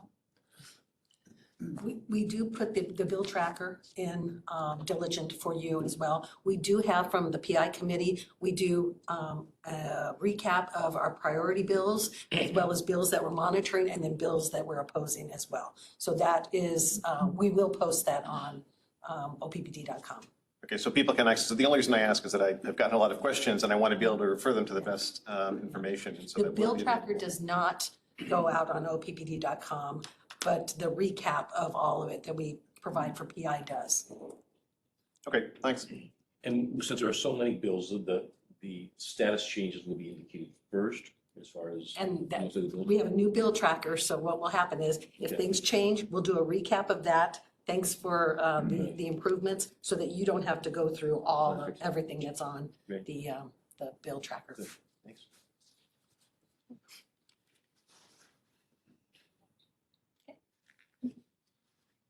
no questions on the. Grab my notes, if that's all right. I'm gonna skip. Do we want to go to North Omaha, or was there any highlights on? any of those? So if, are there any questions from our priority bills?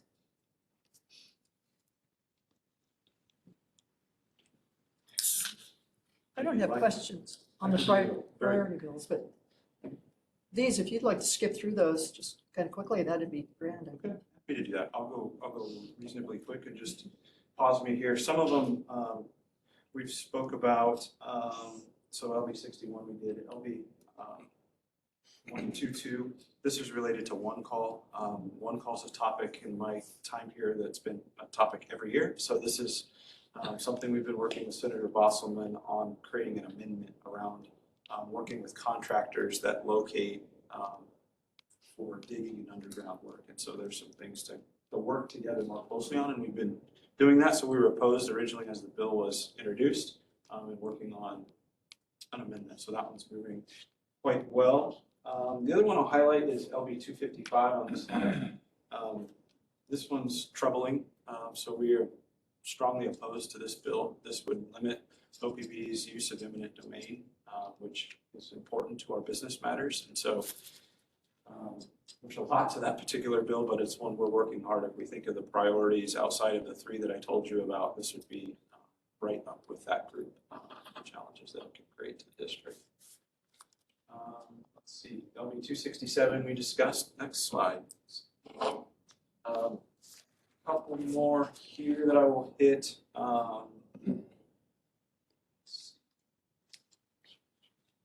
267 is one that's been interesting. I'll just share. What I understand is there was,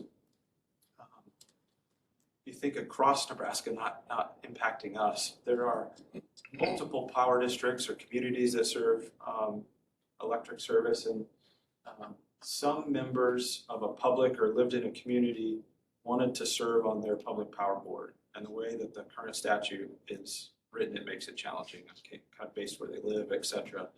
So this bill is to clarify that. It doesn't impact us, but it is one that we've gotten questions about. Sorry, can I follow up on that one? Because 567 seems strange to me. It has two, what I would describe as unrelated provisions, the eligibility to run for the board of a public power district and also a definition of reliability. Do we have any comments about the second half of that bill? I guess I don't understand how those two are fundamentally related, and more importantly, why the Natural Resources Committee feels that writing a definition of reliability separate from FERC or NERC would be appropriate for them to implement through this bill. Great question, Director Williams. It's been a topic that Senator Bosselman has had, and so we've worked very closely with him on how we view the term of reliability, and so that's going to go over on the neutral piece. There are two different units, as you well pointed out, and so it's something that we're okay with where it is today, and same with the NPA's position on the topic as well. So we've been in very rigorous conversation about this interest in that continued topic. So Steve, I don't know if there's anything else you'd add on that one, but. No, there was a lot of dialogue that took place kind of in between sessions on that particular point. And I think that Mr. O'Brien's right. I think we live with the definition. I think the senator has listened to us. And so we've taken a neutral position on that particular bill. Yeah, Seth is on. This is Seth. I can add a little bit to it as well. You guys can hear me okay, right? Yep. Yes. All right, so last session, you know that he had two different bills. One was the election bill, which Tim addressed, and the other was this definition of reliability that's been kind of written. We were told he's going to put something in, so we'd rather have our input to get a definition that we're okay with in there as well. And that's how it was. This bill, you're exactly right, Director Williams. This bill is a couple bills mushed together as one. There's also another provision on the last page about having the Power Review Board seek information from us. And that's been massaged as well to say only for things under the PRB's jurisdiction. They've never asked us, the industry in total, for anything that we didn't provide them. This was just a thing that Senator Bosselman and Tim Texel, the Power Review Board, kind of worked out together. So with all of that put together, it's kind of benign for most of us. NPPD supports it, but the NPA is neutral. So I guess a follow-up question, and this is somewhat of a jump shift. We have 566 in the bill tracker as neutral. And the reason I'm interested in the definition of reliability is that 566 specifies a study. But when you read the definition of the study, it's not really hiding that it seems to be a predetermined outcome of the study, that it will analyze the short and long-term costs of generation from intermittent renewables and evaluation of the economic benefits from coal, gas, and nuclear. I mean, it says explicitly in the language of the bill that we want to dedicate state resources to highlight the benefits of one resource and the detriments of another resource. And so when coupled with a redefinition of reliability, I guess I'm just generally concerned that the Natural Resources Committee is making determinations about what is and is not the right type of resource for public power districts. And there are several other bills that get dangerously close to telling us what we can or should not be doing. And I realize that that is statutory authority, but when we are neutral or supportive on a few of these items independently, collectively they seem as though there is a pretty heavy-handed attempt to dictate what we can or cannot do. And I guess that gives me great concern about the types of projects that we are attempting to undertake. And again, it doesn't even seem to be hidden. It seems to be an explicit intention to highlight the benefits of one type of resource and the detriments of another. And I guess I'm not sure if that's a question or a statement, but I would call it a strong concern for me, because there are several things that point in the direction of making determinations about what resources we should or even are allowed to use. And from our resource planning discussions, that just seems like it is intended to bind our hands. So I think that's an important tension that most creatures of the state like us have, right? We're looking at the legislature created us, and they can also tell us what we can and can't do. and I think your frustration is with sort of those political wins, right? It feels like they're pushing us in a specific direction. That being said, it's very hard for OPPD to step in, especially on something like a study that looks on its face like a study. For us to say we're opposed to studying things, I think that would be a challenge for us from a political perspective. But I think you are sort of seeing that broader context, and I think if Seth wants to chime in with sort of what's happening on the ground and that feeling on the ground, but it's a very difficult political environment, I would say, for us to navigate with sort of that full aggression, don't tell us what to do. I think that would be very difficult for us. I appreciate that, and your experience is very helpful here. I guess I'm not suggesting that we should say, don't tell us what to do, but I am suggesting that it seems like things are kind of, several things are slanted in one direction, and I hope that our other internal efforts are based on what we anticipate may or may not occur, and how this may or may not influence us in the future. Yeah. It's one of those situations, and I sort of mentioned it too at the beginning, it's very hard to know how things are gonna land this session. Like, I mean, we can't, I mean, I've been around the legislature for almost 20 years now, and I couldn't tell you what's gonna move, how things are gonna move, what they're gonna look like when they do finally move. And so it's really hard to know how much work is actually going to get done in the first place. And that's why it's hard for your ledge team to be able to say, okay, we need to take a hard stand or we need to be more aggressive, because we don't know how things are going to look. And I think that's what's really hard about February. We could, even in March, we'll have a different conversation, I think, as well. And Director Williams and Director Howard knows this as well. It's not like we just work through these bills on, during this legislative time. It's a year-round process, and education and comments and concerns and outreach with the senators as well. Now we're at the point of where the negotiations start, and so there will be much more to come with that. Yeah. And the other piece is, Seth, I don't know if you're at a point where you could share the amendment on, do you have an amendment for 567 that you could share? No, I think everything that's on there on 567, it was changed. So it should have had the amendment attached to it already. I will check just to make sure. It does not. The other issue that, to be honest, with both these bills, there's going to be a slew of amendments on them all. Just so you guys know as well. For 566, this bill actually went to the executive committee. So it's not part of the Natural Resource Committee. It's not going to end up in one of their Christmas tree bills unless it's an amendment on the floor. This bill could, Director Howard was right, and I appreciate your concerns. It helps us kind of figure out where we need to be on this. There's a chance that this bill could end up being a pro-renewable bill after all what it seems like after floor debate and then amendments. As you've known, the floor is locked up now on easy things, or whatever it is. Bills like this are going to go the full 8 hours, and then I don't know if they're going to go anywhere after that. It's just how this session is going. So we're trying to keep our powder dry so that we know when to use it and not get out too early to make sure that we can do it in the most effective manner as we can for OPPD. If I may, just a quick comment, and I think we definitely can disagree on the how, but I also want to highlight an important aspect of all of these, and the common thread that I continue to hear is reliability. That's fantastic. That's a what? We all want better reliability. We may disagree with how and the studies, etc., but I want to highlight that on the positive side, the legislature and the OPPD and virtually every other utility in the state are concerned, and we're focused on making sure that we increase reliability. The collaboration here on the reliability side is something that I want to highlight, and it's coming to us because we have experienced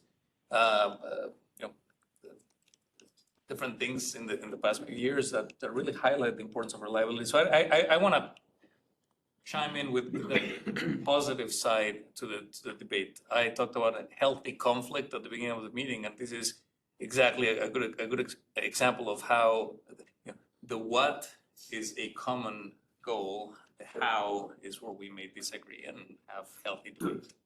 But your comments are spot on, and we will continue to work with legislators and natural resources. Feedback helps greatly, so thank you so much. And Thank you. we are spending a lot of time educating. So Seth and some of the team is there every day. Javier comes to quantitative events. We hosted an event actually on Monday with the Nebraska Power Association for an overview of our industry. We've got some things coming up on rates. Topics that senators have interest, we are quick to get there and in front of them. And so if you hear those, share them with us. We'd love to help educate in the best way that we can. So I think that's super helpful. The other is always numbers. I think about numbers, and of the 150 bills that we have, there's about 10 senators that we interact with. And so you start doing the math on what are their priorities. We're trying to figure that out as well, working with them. So all of the individuals that we're speaking to, we see them on a daily basis and kind of get the status and see where things are going to move forward. So a lot to come. Maybe the next slide has a few bills that I might close on that I think I've had questions on that would be helpful for the board and public to see.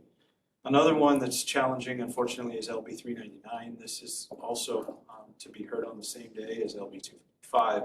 This bill does a lot of things. I might have Steve Bruckner help me if you have detailed questions, but 7 or 8 years ago, LB 824 was passed. It was called the Wind for Export bill. It allowed for entities that weren't utilities to create facilities or merchant types of facilities, essentially in Nebraska. This bill seeks to repeal that work that was done and then does some other things. So it's quite problematic for just any kind of renewable in the state. So it would require developers to go through the Power Review Board process as well. Today, they do not do that. They file essentially a certification on a project. So just changes the whole process and the legislative intent that was passed some years ago. That's really the kind of the interesting part on how this has moved over time. So I wanted to highlight that one. LB 560 is one that we've had quite a bit of questions on. And this bill would seek the intent of the state to request all funds available from the Inflation Reduction Act. And so this could be a key one to help our customers in a variety of projects that they have. So those are I think the main highlights. LB 120, I didn't want to miss that one. The hearing is coming up in a couple days. It removes obsolete provisions from the Power Review Board. It does have one that we're watching. It removes a non-binding intent language on renewable energy for the state of Nebraska's intent to promote that. And so we're just watching that bill as well, but definitely with a keen eye on that one in particular. So that concludes, I think, probably the highlights of what I would say are the big ones that have some traction in the next week or two. So, Tim, I can't think of the number right now. It might be 249 or 251. The bill that deals with changing power board and natural resource boards to partisan elections. Yep. I thought I read somewhere where power company boards were being excluded from the law, but then I saw something else that did not indicate that. So the current situation there. There's two bills on that. I think what you're referencing is LB 541. You can think of the other one. One does make public power elections partisan. The other is a carve out, essentially. Okay. You're right. I don't have a hearing date yet. It was 541. Yes, 541. Any other questions for Tim? Lisa? Okay, ready for North Omaha? Absolutely. The one thing I'd love to have you take away from this, as well as with the public, February 21st, we are having our community conversation in North Omaha at the Florence. A week from today. A week from today. We're working through with the community of the agenda and how that we want to be there to listen, as well as come back to the board next month with a recap of everything that we've heard and some suggestions, which will go through the Public Information Committee first, but we wanted to just give you another update of what we've been doing. It's been a busy month again, with some great outreach with hundreds of people as well as small organizations, especially in the North Omaha community. So Tim? Thanks, Lisa. It's a privilege just to speak to this. The team is doing much of the work, so I'm just the person getting to report the great work that's going on. Our objective is focused very specifically on this part of the board resolution from August. So we are continuing our listening tour. The next slide, please. In the first 2 or 3 slides will look familiar from the past report. So we're continuing really our phase 2 through February is listening. And I'll speak to that in just a little bit of more of what we're hearing. We'll go to the next one. So quite a few meetings have taken place just this last month. As Lisa mentioned, we've been able to reach a variety of folks and listen and sit with them and understand thoughts and perspectives, starting with the empowerment early in January. Had really a great event on the 28th, the state of North Omaha, which was extremely well attended and also posted online as well. We'd like to do that. I believe that recording's on as well. And then neighborhood associations. It's been a great opportunity for our team to just go out and connect with everyone in and around our power plant in North Omaha. And the Lusa neighborhood took us up on our invite, and so we attended their association just a couple of weeks ago. And are continuing to do that based on requests, and you'll see some things coming up and another slide of what's ahead. Next slide, please. So what are we hearing? Of a lot of things, which is exciting to hear from the public and our customers. Really leading at the top of trying to make the invisible visible. So sharing some of the work that we're doing or could do, or hearing from the work that's happening in the community. Where do those things measure up? We've had really deeper conversations on well-being in the community, and that's all types from all aspects of health to mental stability, to the social determinants of public health, which I'll speak towards at the end, and I'm continuing to learn and love the model for the work that we can do to help build our community. We also found a lot of things, perhaps, at least for me, we might have taken for granted. It's just recommunicating things that have taken place over time. And so it's been a good reminder to think about how North Omaha Station has transitioned over time and will transition over the next 3 years. And so that was another big aha in the last 30 days. And so just a quick touch point on that, and then move into listening. Interests remain very, very broad, but continued focus on health, certainly, public health, prosperity. A lot of interest in terms of grants and capitalizing on federal and state dollars has been part of the discussion that's really rose up the last, I'd say, 30 to 45 days. Continued work on LB 1024, so the development and redevelopment projects in North and South Omaha. So the lists of prioritized projects were released probably 2 weeks ago, and so that's exciting, and we'll move through the legislative allocation for funding process. Continuing to employ multiple tactics from one-on-ones and others, and you'll see that. Hey, Tim, could we pause just for a moment there? The multiple outreach approaches from one-to-one to Oppd Community Connect, and many of the board members know our outreach has evolved, and we love to get better and better.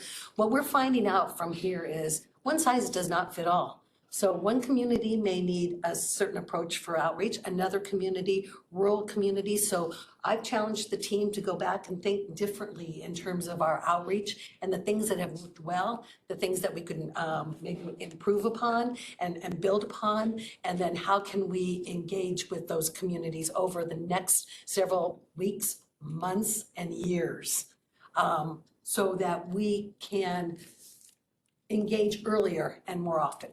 Now, with that comes resources with that. So we're engaging our employees, our employee resource groups, retirees. So there's going to be evolution to this as well. Next slide. The themes, we talked about these last month. They are really holding true and being a little more galvanized, I would say, even through the last 30 days since I last spoke to you. So I'll just do a quick refresher, and then the next couple slides on where we're headed, I think you'll hear about. So in the community development phase, that was just one of the big topics, and I highlighted many of the things that the community and others are seeking alignment with Oppd. Safety, education, and support is another piece, from health to streetlights to volunteerism. Education, that's another one I'm excited to partner and do more with Tim McCreary's group, for example. How can we promote more energy efficiency programs, education, just questions on billing. And so there's some ideas we have just in terms of continued outreach on those topics and build our speakers bureau. So a quick commercial, if you have different groups that you're affiliated with or would like us to come speak to, we actually have a spot on our website that has various topics that we'll send employees out to. And so we want to push those numbers. We actually just had a event kind of on Monday for some of the employees that volunteered this year, for example. And then the Speakers Bureau is a big part of that. So would love to continue to see those numbers increase. And then public health. This is where we're going to spend a little bit more time on this month, and then future discussions around public health. You can go to the next slide. We talked about the thing that was right in front of us and how important our product is to power the community, to power our businesses, to keep people safe. And it really starts with that aspect of energy on the left side. And then the other piece is the social determinants of public health to make sure that communities can grow and prosper. That's kind of this model our team was thinking about. So the next slide really illustrates a little bit more on the social determinants of public health, and then just share some of the things we're thinking about. We want to listen a lot more next Tuesday at our public meeting on other ideas the community has, or better ideas, or ways to think about some of the thinking. So on economic stability, I highlighted many of these things, but been doing a lot of work with the Urban Core. Javier sits on the chair of the Chamber of Commerce Urban Core group. There's really some active work, especially in housing. And so how are we thinking about those aspects to help our community grow from all different components, from things that we could align with Habitat for Humanity, for example, to weatherization, to others. And so that's a really big component of this model. The next is moving to education, access, and quality. So some things that come to mind we've done over the years and continue to dial up or do more of or differently. Mentoring. We've had pretty extensive mentoring programs across our territory and certainly in Omaha. We've done some programs to expose students, young learners, to our engineering fields or roles at Oppd. So continue to do a variety of things there. Mikkel and the human capital team has a lot of outreach. Joyce Cooper in particular does a lot of work in this particular space as well.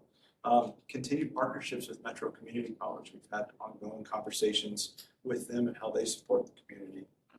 A little bit further over to healthcare quality, and a lot of this we're growing and learning more of working with Douglas County Health Department. So we really appreciated their partnership together and really focusing on this model and trying to think about what are some more things that we can do as we're working together. The other is neighborhood and the environment. There's a lot of things that we were kind of thinking comes into this, everything from street lights to hosting Little Vikes football games at the North Omaha football stadium.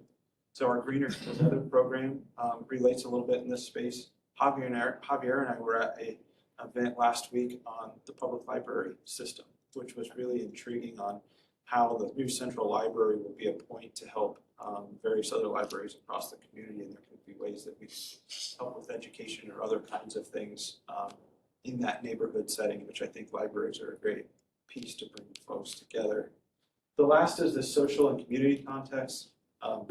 There's a lot in this particular bucket, things from, again, mentoring, Habitat for Humanity, perhaps just energy education, and continue more of that. So this model is really a lot in our wheelhouse, and hopefully the The point I wanted you to see today is that what we're hearing on the slide prior of those three buckets does connect reasonably well with this well-known model. And so it kind of happened by accident. So I just wanted to compare and contrast those two slides on what we're hearing. And how they become action plans will be the things that we'll be working on out of the space. So next slide, please, as we wrap up. We have a meeting with the NAACP. I think Lisa's leading that on the 18th. Then the 21st is our community conversation, and I'll remind you there. We're really excited about this. We took a lot of feedback from various folks across the community. This will really be a listening session. So the format that you'll see will be based on that. There'll be a little presentation, but then we'll break to tables and have Oppd employees really facilitate conversations on what's on people's mind, what can we do more of, how do we best communicate. Those types of things will be part of the conversation. 21st, and then on the 27th, we have another meeting with the commercial club. So with that, that concludes the prepared remarks, but we'll take any questions. Can I share before, just an adder on that, is a gigantic effort, something that has taken a lot of resources for the right reason, and we continue to be personally and professionally invested in this. I'm going to call it a project, but it's more than a project. It has to be an ongoing conversation with the community. It's beginning as a project, but it'll result in an ongoing conversation with the community. Something that I've heard loud and clear in more than one occasion is this notion, and maybe not everybody would agree, but at least the feedback that I've been getting is, hey, we get it. We understand why the board had to make that decision. We've explained many times the technical reasons why we had to make the decision to postpone the conversion. And I'm paraphrasing, but I'm getting a lot of feedback saying, we get it. No one is questioning your decision. Thank you for keeping the lights on and being reliable. Now it's your turn, Oppd, to listen, right? And that's exactly what we're trying to do here. And we will have a very short part of the program on the 21st where we will explain at a very high level why we made the decision for the few in attendance who have not heard about it. But the majority of the time spent is going to be about listening, right? And that's we want to be heard is the message that I'm getting from community members.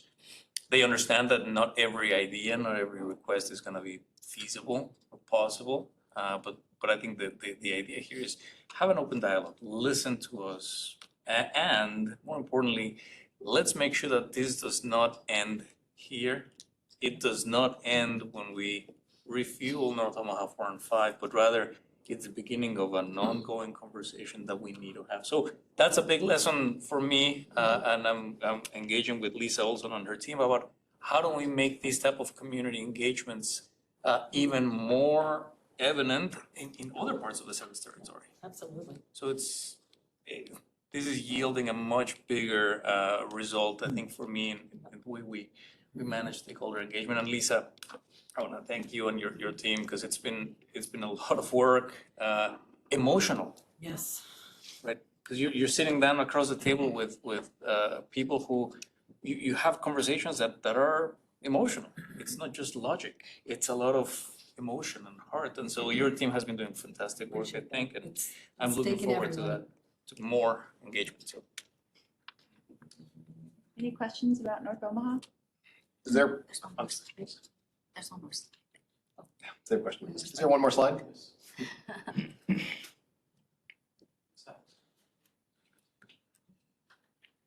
Go ahead. So I heard this described as phase 2 is through February, and then phase 3 about determining action steps and moving forward.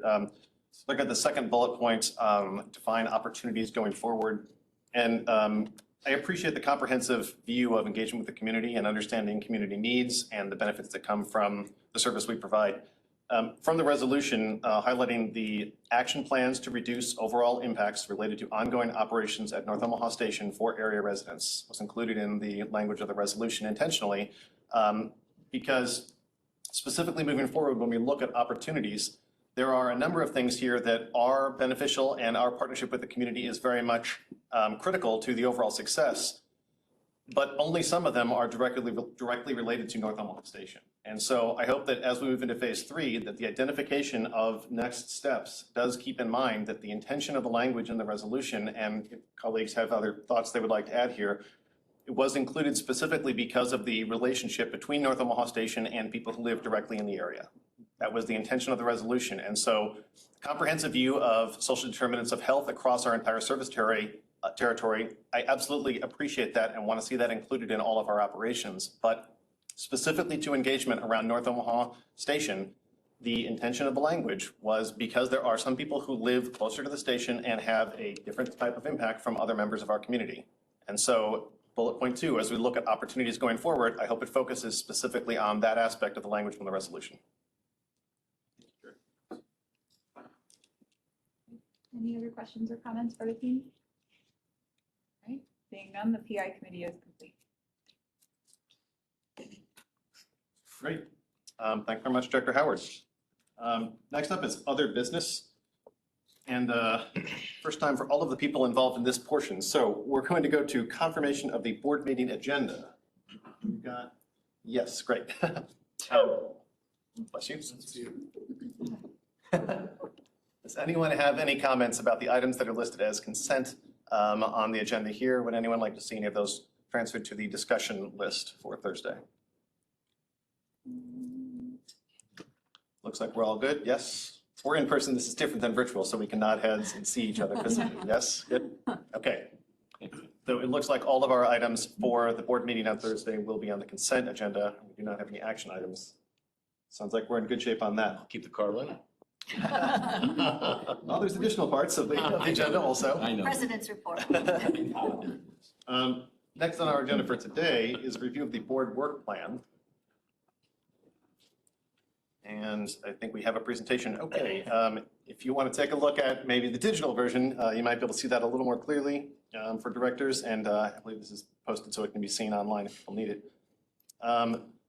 Does anybody have any updates from their committee work that need to be reflected in the board work plan relative to things that have changed since the last time we made an update?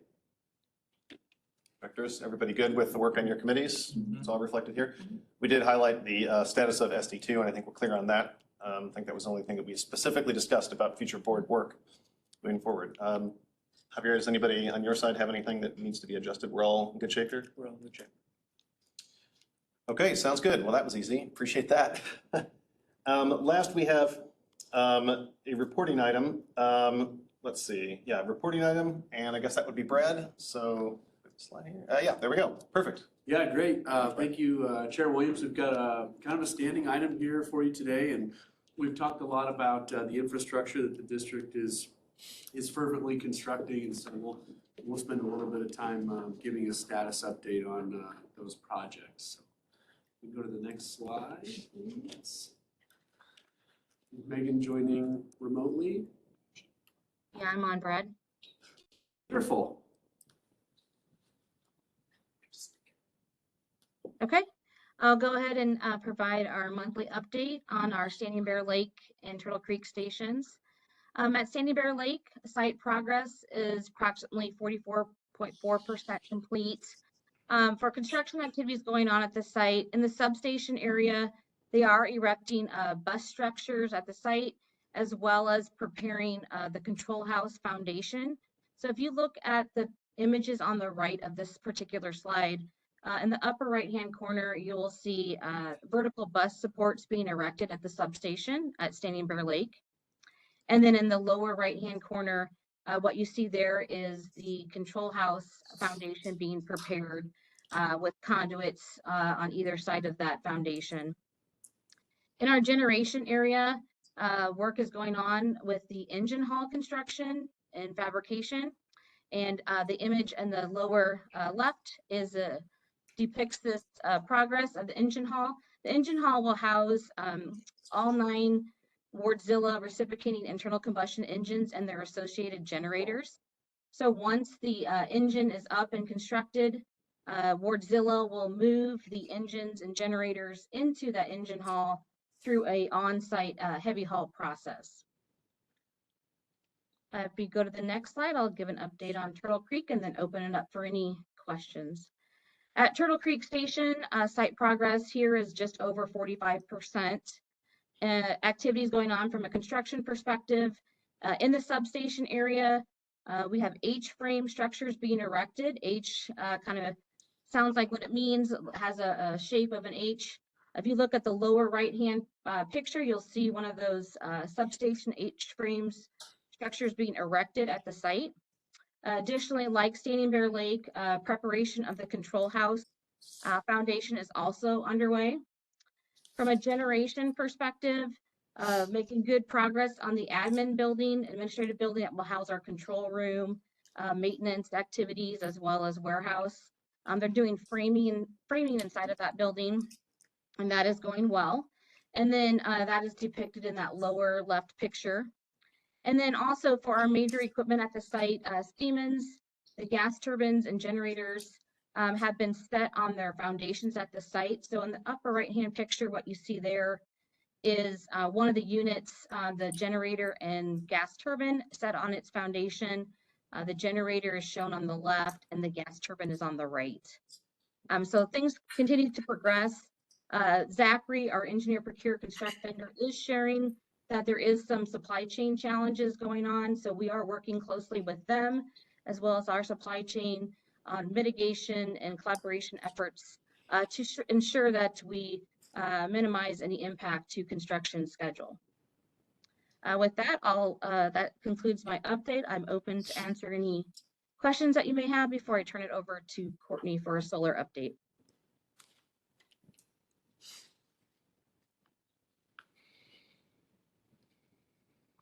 Don't see any. Looks like we're good. Thanks very much for the update there. Thank you, Megan. All right, so I have a quick update for solar in open session this month. Similar to what you're seeing on the gas, we're starting to try and represent kind of a progress in a percentage. So this is the first time you're probably seeing this if you're following along on a monthly basis. If you remember Platteview Solar, we have AES as our partner really constructing the facility. Oppd is responsible for the substation work. And so our substation is about 50% complete, whereas the solar facility is 30%. A lot of that is waiting on the weather to turn to spring and thaw a little bit so we can start working on piles in the ground. Ongoing activities include the substation construction, as I mentioned. The design packages are at 90% for electrical, civil, and structural, so we're getting closer to those final design packages. And then we do anticipate equipment starting to arrive here in the next couple of months, again, as the weather cooperates. And then we also continue our outreach and coordination with folks in the community. So take any questions if you have them, but that is the update for solar this month.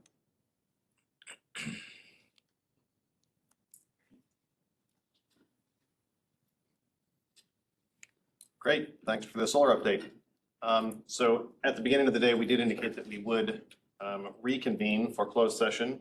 And so at this time, we will reconvene in a closed session to continue discussion on two topics: power with purpose solar update and near-term resource update. Director Bogner, do we have a motion to go into closed session? We do. I move that the board go into closed session at this time, 1:01 p.m. to continue a discussion on two topics: power with purpose solar update and near-term resource update. With respect to the power with purpose solar update, a closed session is necessary for the protection of public interest because the discussion involves matters that are confidential and may involve potential confidential land acquisition topics, including pricing, as well as contract terms considered confidential by solar energy contractors, the disclosure of which would disadvantage the district in future contractor negotiations, and further because the discussion may involve sensitive utility infrastructure information. With respect to the near-term resource update, a closed session is necessary for the protection of the public interest because the discussion involves sensitive utility infrastructure information, confidential cost information, and potential resource acquisition strategies, the disclosure of which would disadvantage the district in future negotiations with potential contractors. This motion requires a second. Second. Roll call vote. Director Bachner? Yes. Director Kavanaugh? Yes. Director Court? Yes. Director Howard? Yes. Director Mulhall? Director Moody? Yes. Director Spurgeon? Yes. Director Williams? Yes. The motion to go into closed session has passed. This closed session will be limited to discussion regarding two topics, Power with Purpose Solar Update and Near-Term Resources Update. No votes or other action will be taken. Okay, we can stop the WebEx recording. Okay. Motion and a second is required to reconvene in open session. So moved. Second. Roll call. Director Bachner? Yes. Director Kavanaugh? Yes. Director Court? Yes. Director Howard? Yes. Director Mulhall? Yes. Director Moody? Yes. Director Spurgeon? Yes. Director Williams? Yes. Motion to come out of closed session at 2:23 PM is carried. This closed session was limited to discussion regarding two topics, Power with Purpose Solar Update and Near-Term Resource Update. No votes or other board action were taken during the closed session. And that is the last item on the agenda. And so with that, we are adjourned. Thank you.